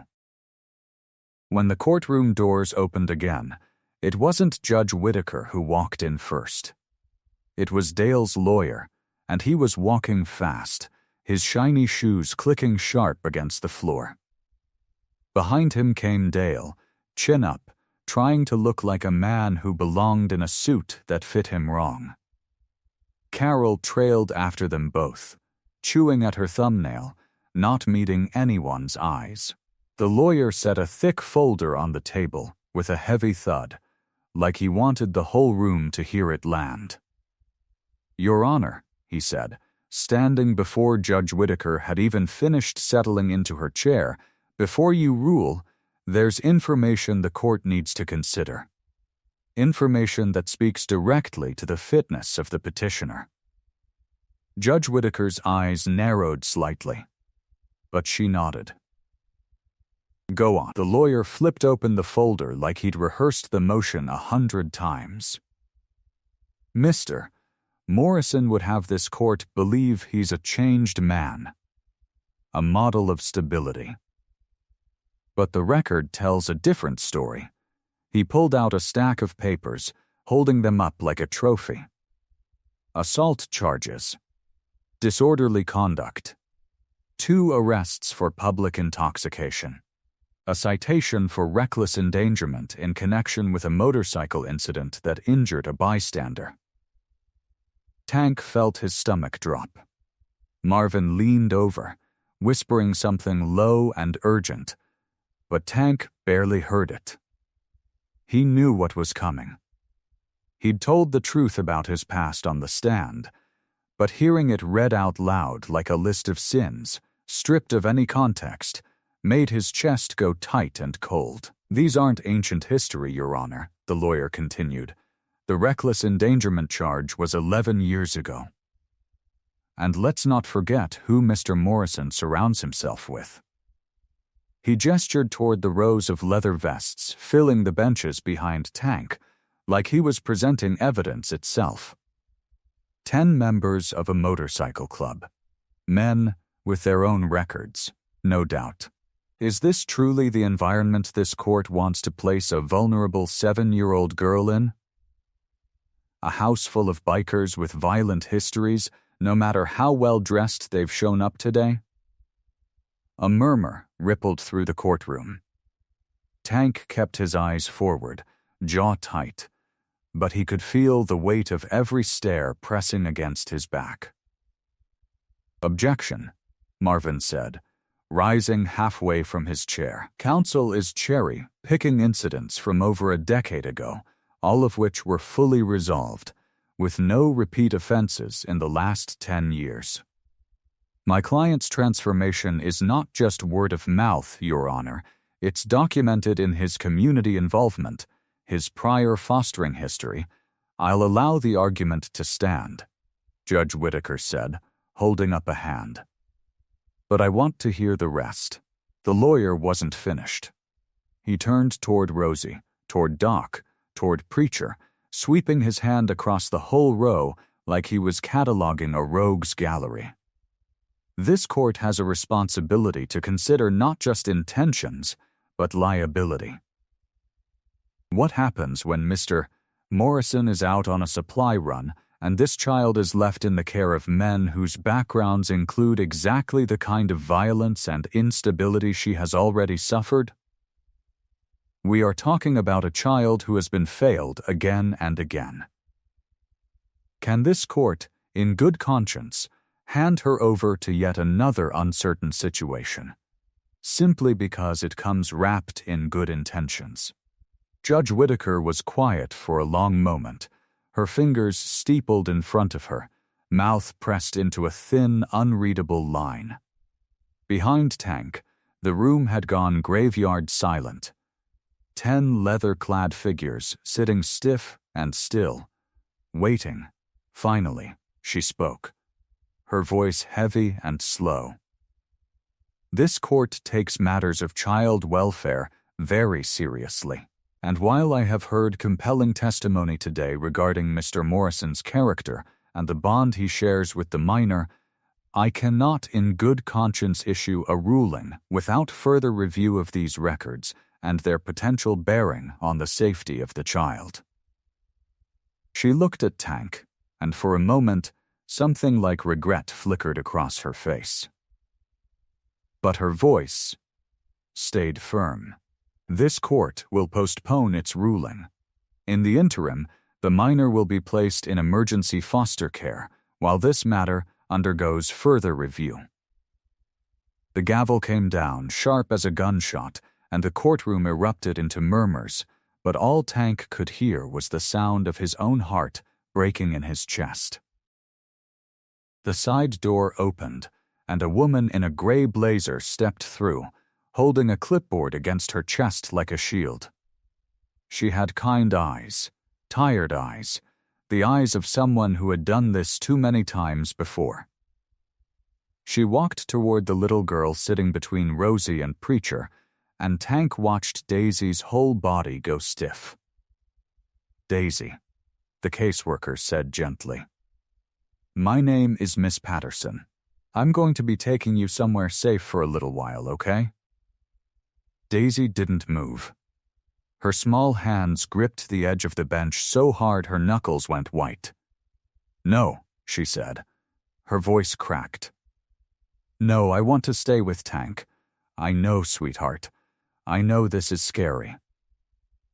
Miss Patterson crouched down to Daisy's eye level, her voice soft as a lullaby. But there was no softening the words themselves. "It's just for a little while. Just until the judge finishes looking at everything." Daisy's eyes found Tank's across the courtroom, and what Tank saw in them nearly took the legs out from under him. It wasn't anger. It was worse than anger. It was the look of a child who had learned, over and over, that people leave, that promises break, that safety is something you borrow, never something you keep. "Tank," she whispered, and then louder, "Tank." He was on his feet before he knew it, Marvin's hand grabbing his arm. "Don't," Marvin murmured, low and urgent. "Don't give them anything to use against you. Not now." Every part of Tank wanted to cross that room, scoop her up, and walk out the door with her in his arms. Consequences be damned. But he thought of Frank. He thought of what Frank would want, what would actually help Daisy instead of just easing his own aching heart. So Tank stood there, fists clenched at his sides, and made himself stay still. "It's okay, Daisy May," he said, and his voice came out rougher than he meant it to, thick with everything he was holding back. "You hear me? It's okay. I'm not going anywhere. I'll be right here." But Daisy was already crying, really crying, the kind of sobs that shake a small body apart, and Miss Patterson was gently taking her hand, guiding her up from the bench. Daisy twisted back, reaching one arm out toward Tank like she could close the distance with just her fingers. "Please," she cried. "Please don't let them take me. Please, Tank, please." Rosie had her hand pressed over her own mouth, tears streaming freely down her face. Preacher had his eyes closed, lips moving in silent prayer. Doc stared straight ahead, jaw tight, hands balled into fists on his knees. "I promise you," Tank said, and his voice broke clean in half. "I promise you, I am not done fighting. You hear me? Not done." But promises didn't stop the caseworker from leading her toward the door. Didn't stop the sound of Daisy's crying from echoing down the hallway even after the door swung shut behind them. Didn't stop the awful, empty silence that followed. A silence so heavy it felt like it might crush the whole room. Tank sat back down slowly, like his legs had forgotten how to hold him up. He stared at the table in front of him, at his own hands, weathered and scarred. Hands that had held wrenches and thrown punches, and, for a few short months, had learned how to braid a little girl's hair before Rosie took over the job properly.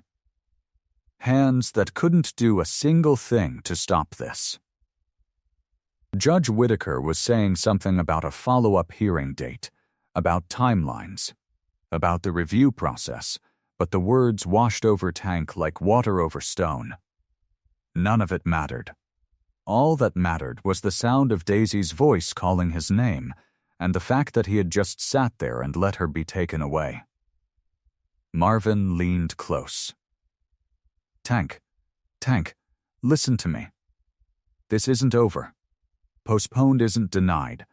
We have time to build this back stronger than before. Tank nodded, because it was easier than speaking, easier than admitting that somewhere deep in his chest, a voice was already whispering that he'd failed.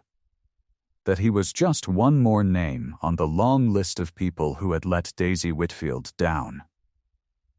Rosie didn't sleep that night.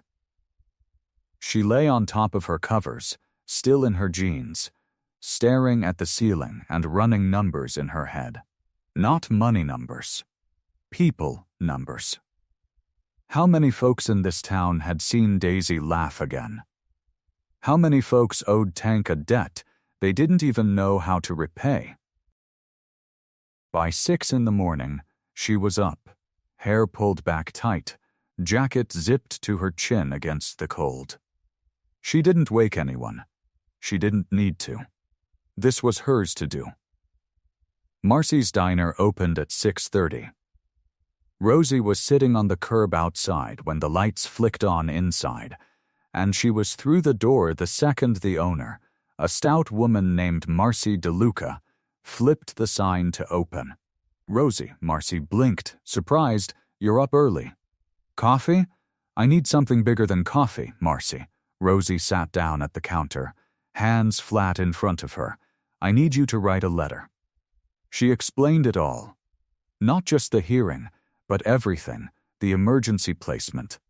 Daisy's voice cracking as she was led away, the follow-up date circled on a calendar like a countdown clock. Marcy's face changed as she listened, her mouth pressing into a thin, angry line. That baby girl used to come in here so skinny I could count her ribs through her coat, Marcy said.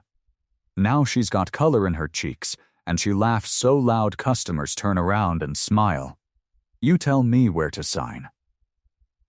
By 8, Marcy had written 2 full pages in careful, looping handwriting, describing every time she'd seen Tank sit with Daisy at the counter, patient as a mountain, letting her pick whatever she wanted off the menu, teaching her to blow bubbles in her chocolate milk.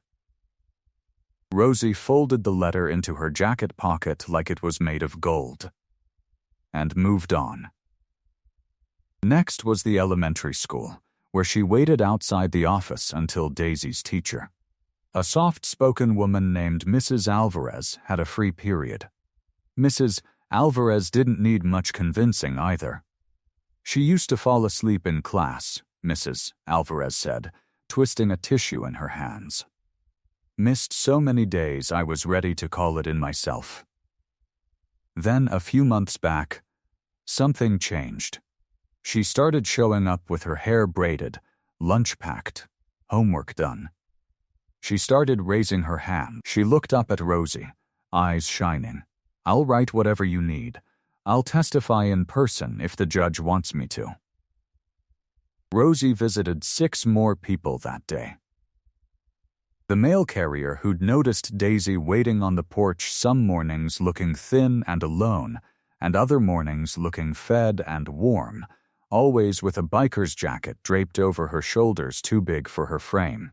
The old man 2 doors down from Carol's apartment, who'd once found Daisy crying on the sidewalk at 9 at night and called Tank's number, the one Daisy had scrawled on a scrap of paper and given him just in case.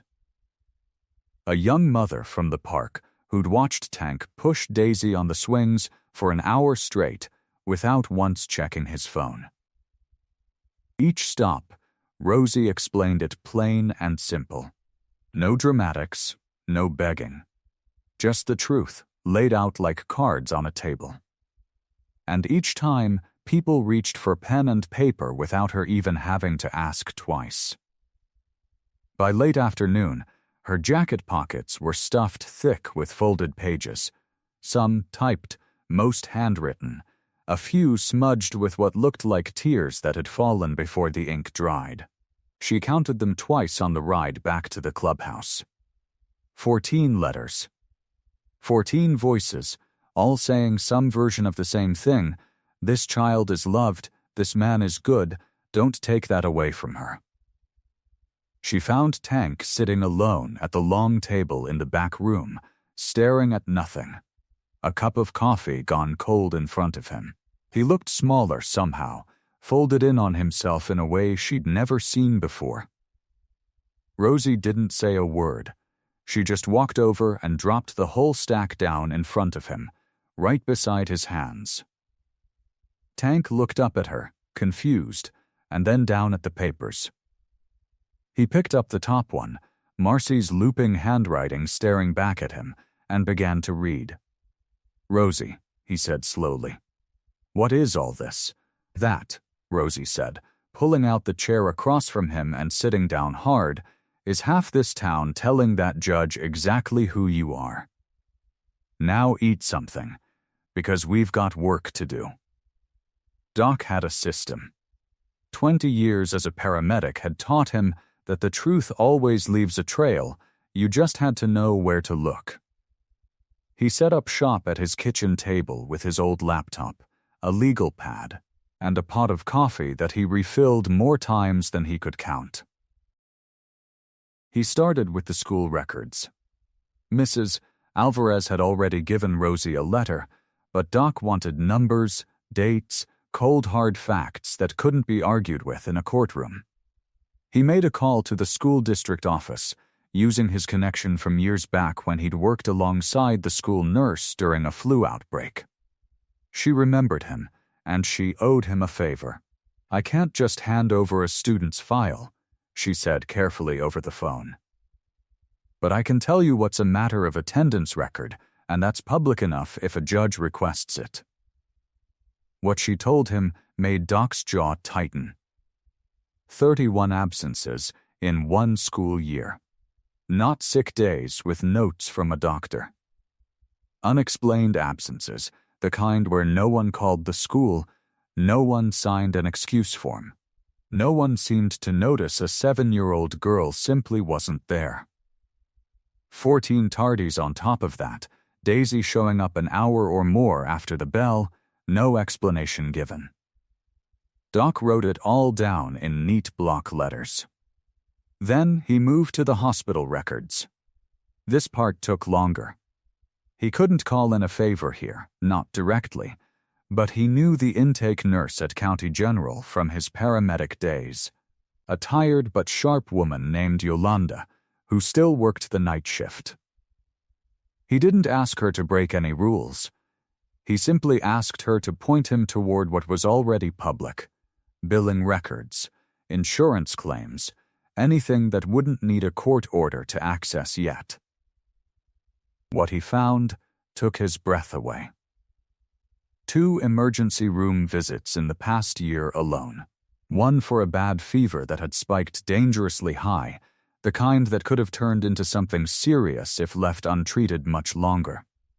Daisy had been brought in by a neighbor, not Carol. The other visit was for a fall, a cut on her scalp that had needed 4 stitches. Carol hadn't been present for either visit. No follow-up care was ever scheduled. No pediatrician's name appeared anywhere in the records, which told Doc that Daisy hadn't seen a regular doctor in longer than any child should go without one.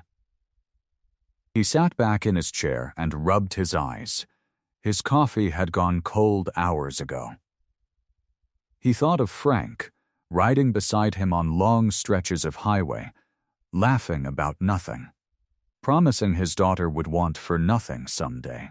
Doc felt sick knowing how far from that promise things had drifted. He kept digging. A call to the county assistant's office, careful and polite, revealed that Carol had been receiving Daisy's survivor benefits every month without fail.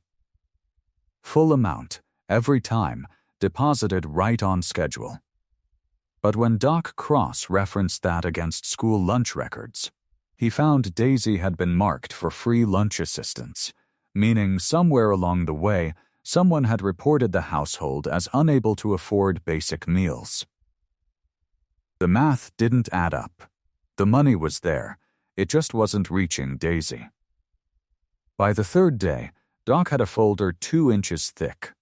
He organized it the way he used to organize patient charts, chronological, clearly labeled, easy for anyone to follow, even if they didn't know the first thing about legal proceedings. He called Marvin, the lawyer, and asked for a meeting that same afternoon. Marvin's office was small, cluttered with case files stacked in towers that looked like they might topple with one wrong breath. He cleared a space on his desk and gestured for Doc to sit. Doc laid the folder down and opened it, page by page, walking Marvin through everything. The absences, the tardies, the 2 hospital visits with no follow-up, the mismatch between the benefits Carol received and the assistance Daisy had been marked for at school. Marvin's expression shifted as he read, the same way Marcy's had, the same way Mrs. Alvarez's had, anger, quiet and controlled, replacing his usual tired courtroom calm. "This is exactly what we needed," Marvin said, tapping the folder. Neglect on paper, in black and white, dates and numbers a judge can't wave off as opinion or exaggeration. "There's more if we need it," Doc said. "But I think this paints the picture clear enough." Marvin nodded slowly, already sketching notes on his legal pad, building the shape of an argument. Combined with the community letters Rosie brought in, and Tank's own testimony about the changes he's made in his life, I think we have something strong. Something real. For the first time since Daisy had been taken, Doc allowed himself a small breath of hope. The courtroom felt smaller than Tank remembered.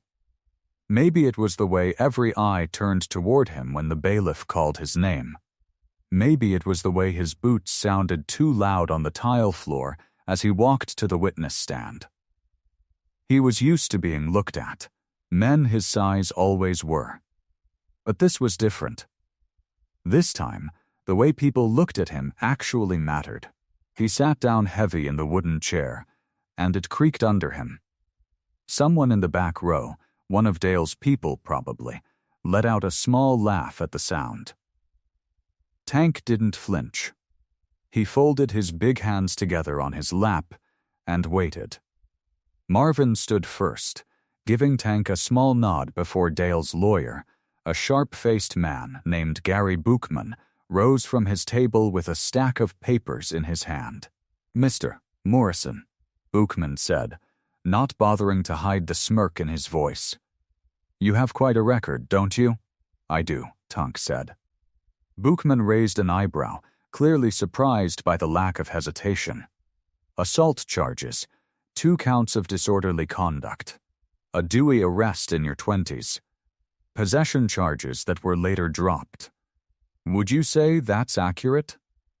"That's accurate," Tank said again. His voice didn't shake. It didn't rise either, just steady, like a man reading off facts about someone else's life instead of his own.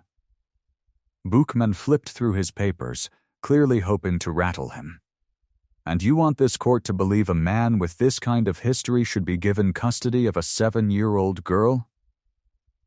Tank was quiet for a moment. Not because he didn't have an answer, because he wanted to say it right. "I'm not going to sit here and tell you I was a good man 25 years ago," Tank said. "I wasn't. I was angry. I was reckless. I hurt people with my fists, and I hurt people with my mouth, and I spent more nights in a holding cell than I'm proud of. All of that happened. I'm not asking anybody to forget it or pretend it didn't." Bookman looked slightly thrown, Like he'd expected excuses, denial, anger. Tank gave him none of that.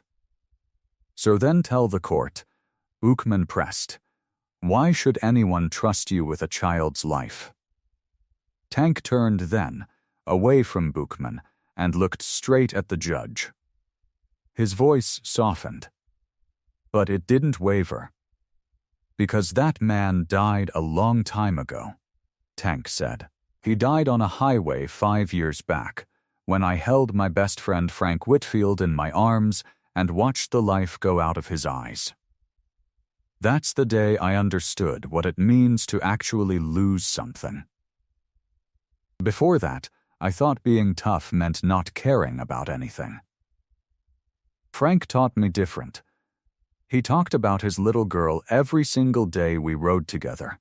Said he wanted her to grow up knowing she was loved, no matter what." The courtroom had gone very still. Even Bookman had stopped flipping through his papers. "After Frank passed, I made a promise to myself," Tank continued, "that I'd spend the rest of my life trying to be the kind of man he was. Not perfect, just present, just steady for somebody who needed it." He paused, glancing down at his folded hands before looking back up. "What the court doesn't have on paper," Tank said quietly, "is that Daisy isn't the first child I've helped raise. 10 years ago, I took in a boy named Marcus, 16 years old, kicked out by his own family for reasons that weren't his fault. I helped him finish high school. He's 26 now, works as an electrician, got a wife and a baby girl of his own. 5 years after that, there was a girl named Renee, 15, running from a bad home. I helped her get into college. She's studying to be a nurse." Gasps rippled through the gallery. Rosie, sitting in the front row, pressed a hand over her mouth. Even Doc, who thought he knew everything about Tank, sat frozen in his seat. "I never told anybody," Tank admitted. "Not because I was ashamed. Because I never did it for credit. I did it because somebody needed help, and I had the ability to give it. That's all this ever was. That's all this is with Daisy." His voice cracked, just slightly, for the first time. "I'm not asking you to overlook my past," Tank said, looking directly at the judge now. "I'm asking you to look at what I've built since. That's the only truth that matters to me." The courtroom sat in complete silence. Buckman, papers still in hand, said nothing. The judge, pen resting motionless against her notepad, simply stared at Tank, visibly moved. The judge cleared her throat, about to speak, when a small voice cut through the silence of the courtroom. "Can I say something?" Every head turned. Daisy stood up from her seat between Rosie and Preacher, her small hands gripping the back of the chair in front of her. She was wearing a blue dress Rosie had picked out for her hair braided neatly down her back, but her chin trembled even as she stood tall. Marvin looked surprised. He leaned down toward her. "Daisy, honey, you don't have to do this." "I want to," Daisy said. Her voice was quiet, but it didn't shake. The judge studied her for a long moment, then nodded slowly. "It's all right," she said gently. "Come on up here, sweetheart. You can stand right there by the stand. Take your time." Daisy walked forward. Her sneakers made soft little sounds against the tile, nothing like Tank's heavy boots. Rosie's eyes filled with tears as she watched her go. Tank, still in the witness chair, felt his chest tighten so hard it almost hurt to breathe. Daisy stopped in front of the judge's bench.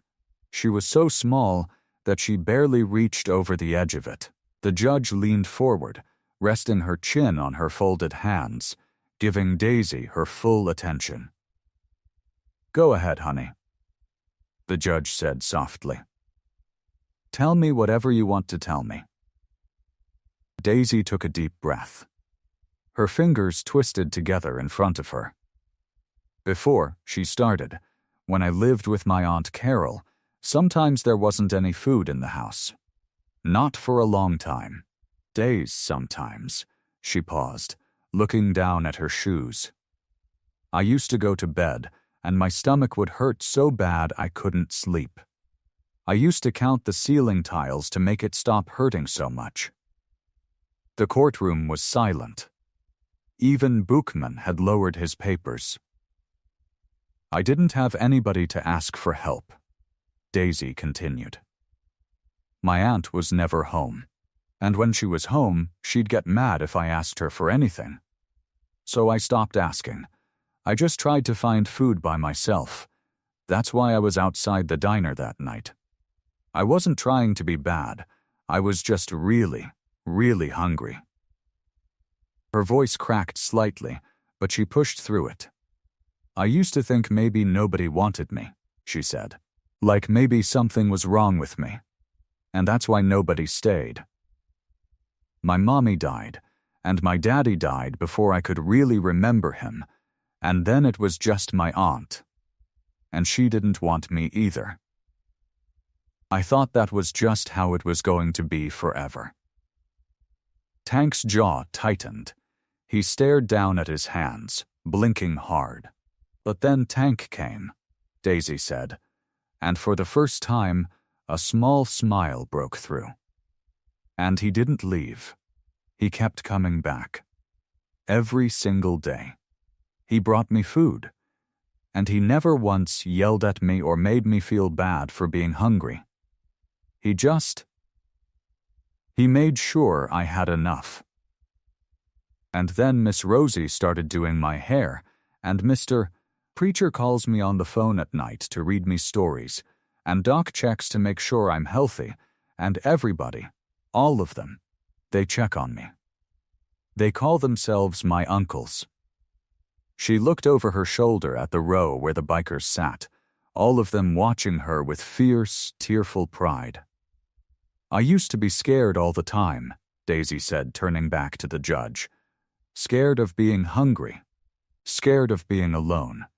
Scared that nobody would ever really want me for good." She took another breath. "I'm not scared anymore. Not since Tank. He makes me feel safe. He makes sure I eat breakfast every morning, and he tucks me in at night, and he never forgets to say goodnight, not once." Her chin wobbled, but she kept going. "He feels like my daddy again," she said simply. "I know he's not really my daddy. But he loved my daddy, and now he loves me, and that feels the same to me. I just want to stay with him. That's all I want." The courtroom was completely silent. Rosie had both hands pressed over her mouth, tears streaming freely. Even the bailiff by the door looked away, blinking hard. The judge sat still for a long moment, her own eyes glistening, her pen resting untouched on the notepad in front of her. She looked at Daisy, then at Tank, then back at Daisy again. "Thank you," the judge said, her voice thick. "Thank you for your bravery, young lady. You can go sit back down now." Daisy nodded and walked back to her seat, climbing up beside Rosie, who wrapped her in her arms immediately. The judge took a breath, straightening the papers in front of her. "I've heard enough," she said. "I'm not going to delay this any further. I'll deliver my ruling right now." The judge folded her hands on top of the papers and looked out over the courtroom.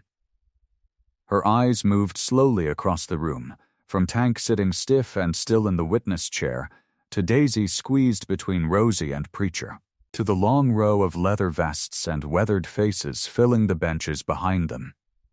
"In all my years on the bench," she began, "I have rarely seen a case quite like this one." She paused, and the silence in the room felt heavy. The kind of silence that makes a person hold their breath without meaning to. When this hearing started, The judge continued, I had concerns.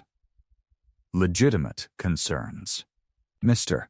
Morrison's record from his younger years is not something I can simply ignore. The law asks me to look at all of it, the past and the present. Daisy's hand tightened around Rosie's fingers. Rosie squeezed back, not taking her eyes off the judge. But the law also asks me to look at what is real, the judge said, not what looks good on paper. Not what a lawyer can twist into something ugly. What is real and what is true. She looked down at her notes, then set them aside, as if she didn't need them anymore. I have heard testimony from a diner owner who watched a hungry child become a happy one. I have heard from a school teacher who described a student who went from falling asleep at her desk to raising her hand every single day.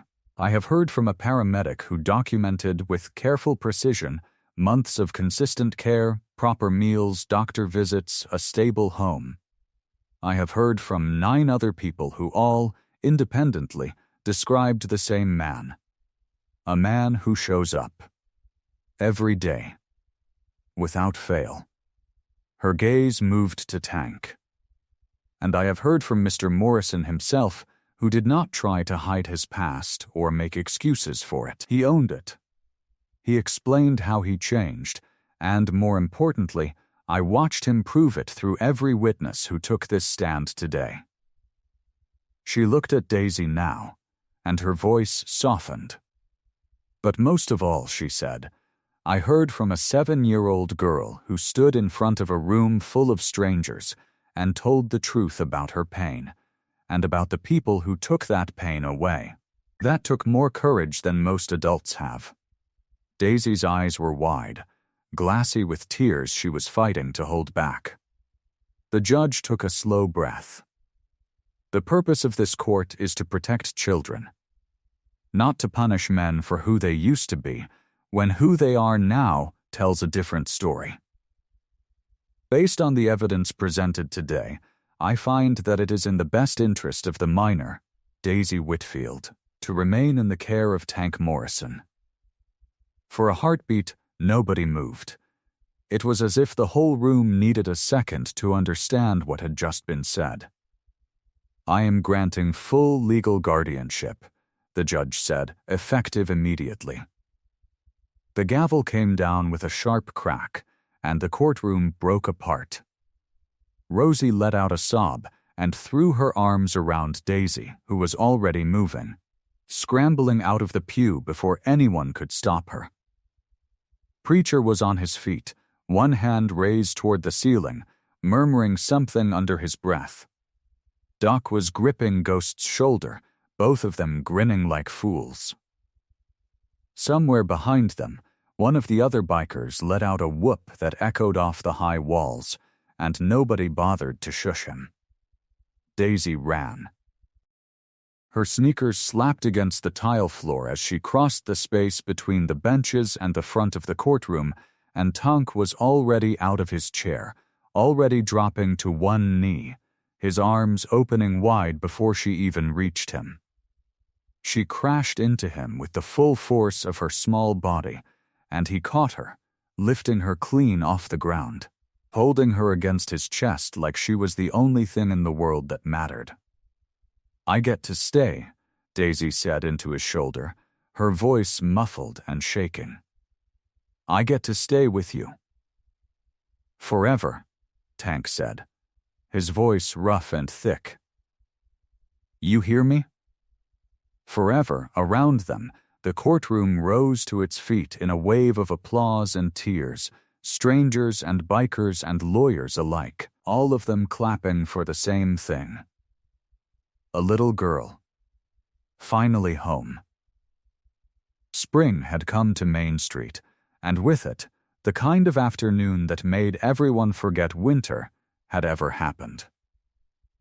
The sun sat warm and golden over the little town, and the sidewalk outside Marcy's diner was packed with people, balloons tied to the lampposts, and a big paper banner strung across the front window that read "Welcome Home," Daisy in letters that were not quite straight, because Preacher had insisted on writing them himself.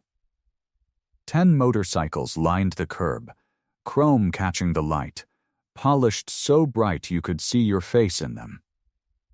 Folding tables covered in checkered cloths held plates of food, more food than any one person could ever eat, which felt right given how this whole thing had started. Daisy stood in the middle of it all, and she looked nothing like the thin, shivering girl who had once stood on this same sidewalk asking a stranger for scraps.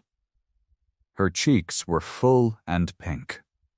Her hair, braided neat by Rosie's steady hands, bounced when she laughed, and she laughed a lot these days.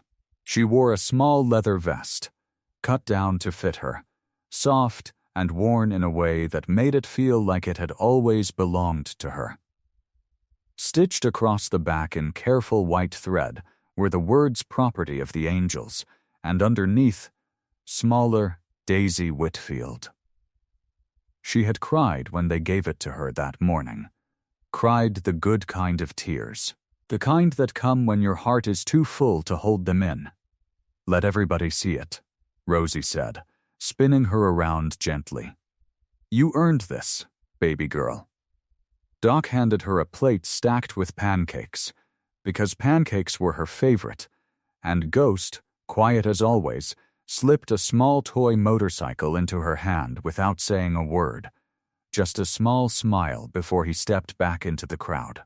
Tank stood near the diner door, arms crossed, watching all of it with the kind of stillness that comes from a man who finally feels like his world has settled into place. He wasn't one for big speeches. He didn't need to give one today. He just needed to watch her laugh. That was when he saw Reginald Cole standing at the edge of the crowd. The man looked different than he had that cold autumn night. Smaller, somehow, despite his same tailored coat. He stood a little ways off, hands in his pockets, watching Daisy spin in her vest, watching her surrounded by people who clearly loved her, protected her, claimed her as their own. Reginald hesitated, then walked forward, slow, like a man approaching something he wasn't sure he deserved to be near. "Mr. Morrison," he said, voice quieter than Tank remembered. "I don't know if you remember me." "I remember," Tank said. His voice wasn't hard, just steady. Reginald looked at the ground, then back up. "I've thought about that night a lot. More than I'd like to admit. I was cruel to that little girl for no reason at all. I've got no excuse for it." He glanced toward Daisy, who was now showing off her vest to the diner owner, spinning so the light caught the stitching. "Look at her. She's happy. Really happy, and I almost made her feel like she didn't deserve to be." "You did make her feel that way," Tank said. "For a minute." Reginald flinched, but he nodded, taking it. "I'm sorry. I mean that. I'd like to make it right, if there's a way to." Tonk studied him for a long moment. He thought about all the anger he could hold on to, all the ways he could send this man away with his tail between his legs. But that wasn't what Frank would have wanted. And it wasn't who Tank had become. "There's a way," Tonk said. "We started something. Charity called Frank's Angels. Feeds kids around here who don't have enough. Kids like Daisy used to be." Reginald's eyes lifted. Surprised. "You want to make it right," Tank said. "You can start there." "I will," Reginald said, and for the first time, he meant it. "Whatever you need." Tank gave a small nod, the kind that closed one chapter and opened another, and clapped a hand once on Reginald's shoulder before turning back toward the party. A little while later, Tank swung his leg over his bike, and Daisy climbed into the sidecar beside him, vest zipped up, grin wide across her face. He pulled his helmet on, checked her belt twice, the way he always did. The engine roared to life beneath them, and they pulled out onto Main Street, the whole chapter falling in behind, engines thundering together like one great heartbeat. Daisy threw her arms up into the wind and laughed, loud and free, the sound carrying down the street behind them. She was safe. She was loved. She was home. I hope you like this story. Please share what's your favorite part of the story and where in the world you are watching from. Have a wonderful day.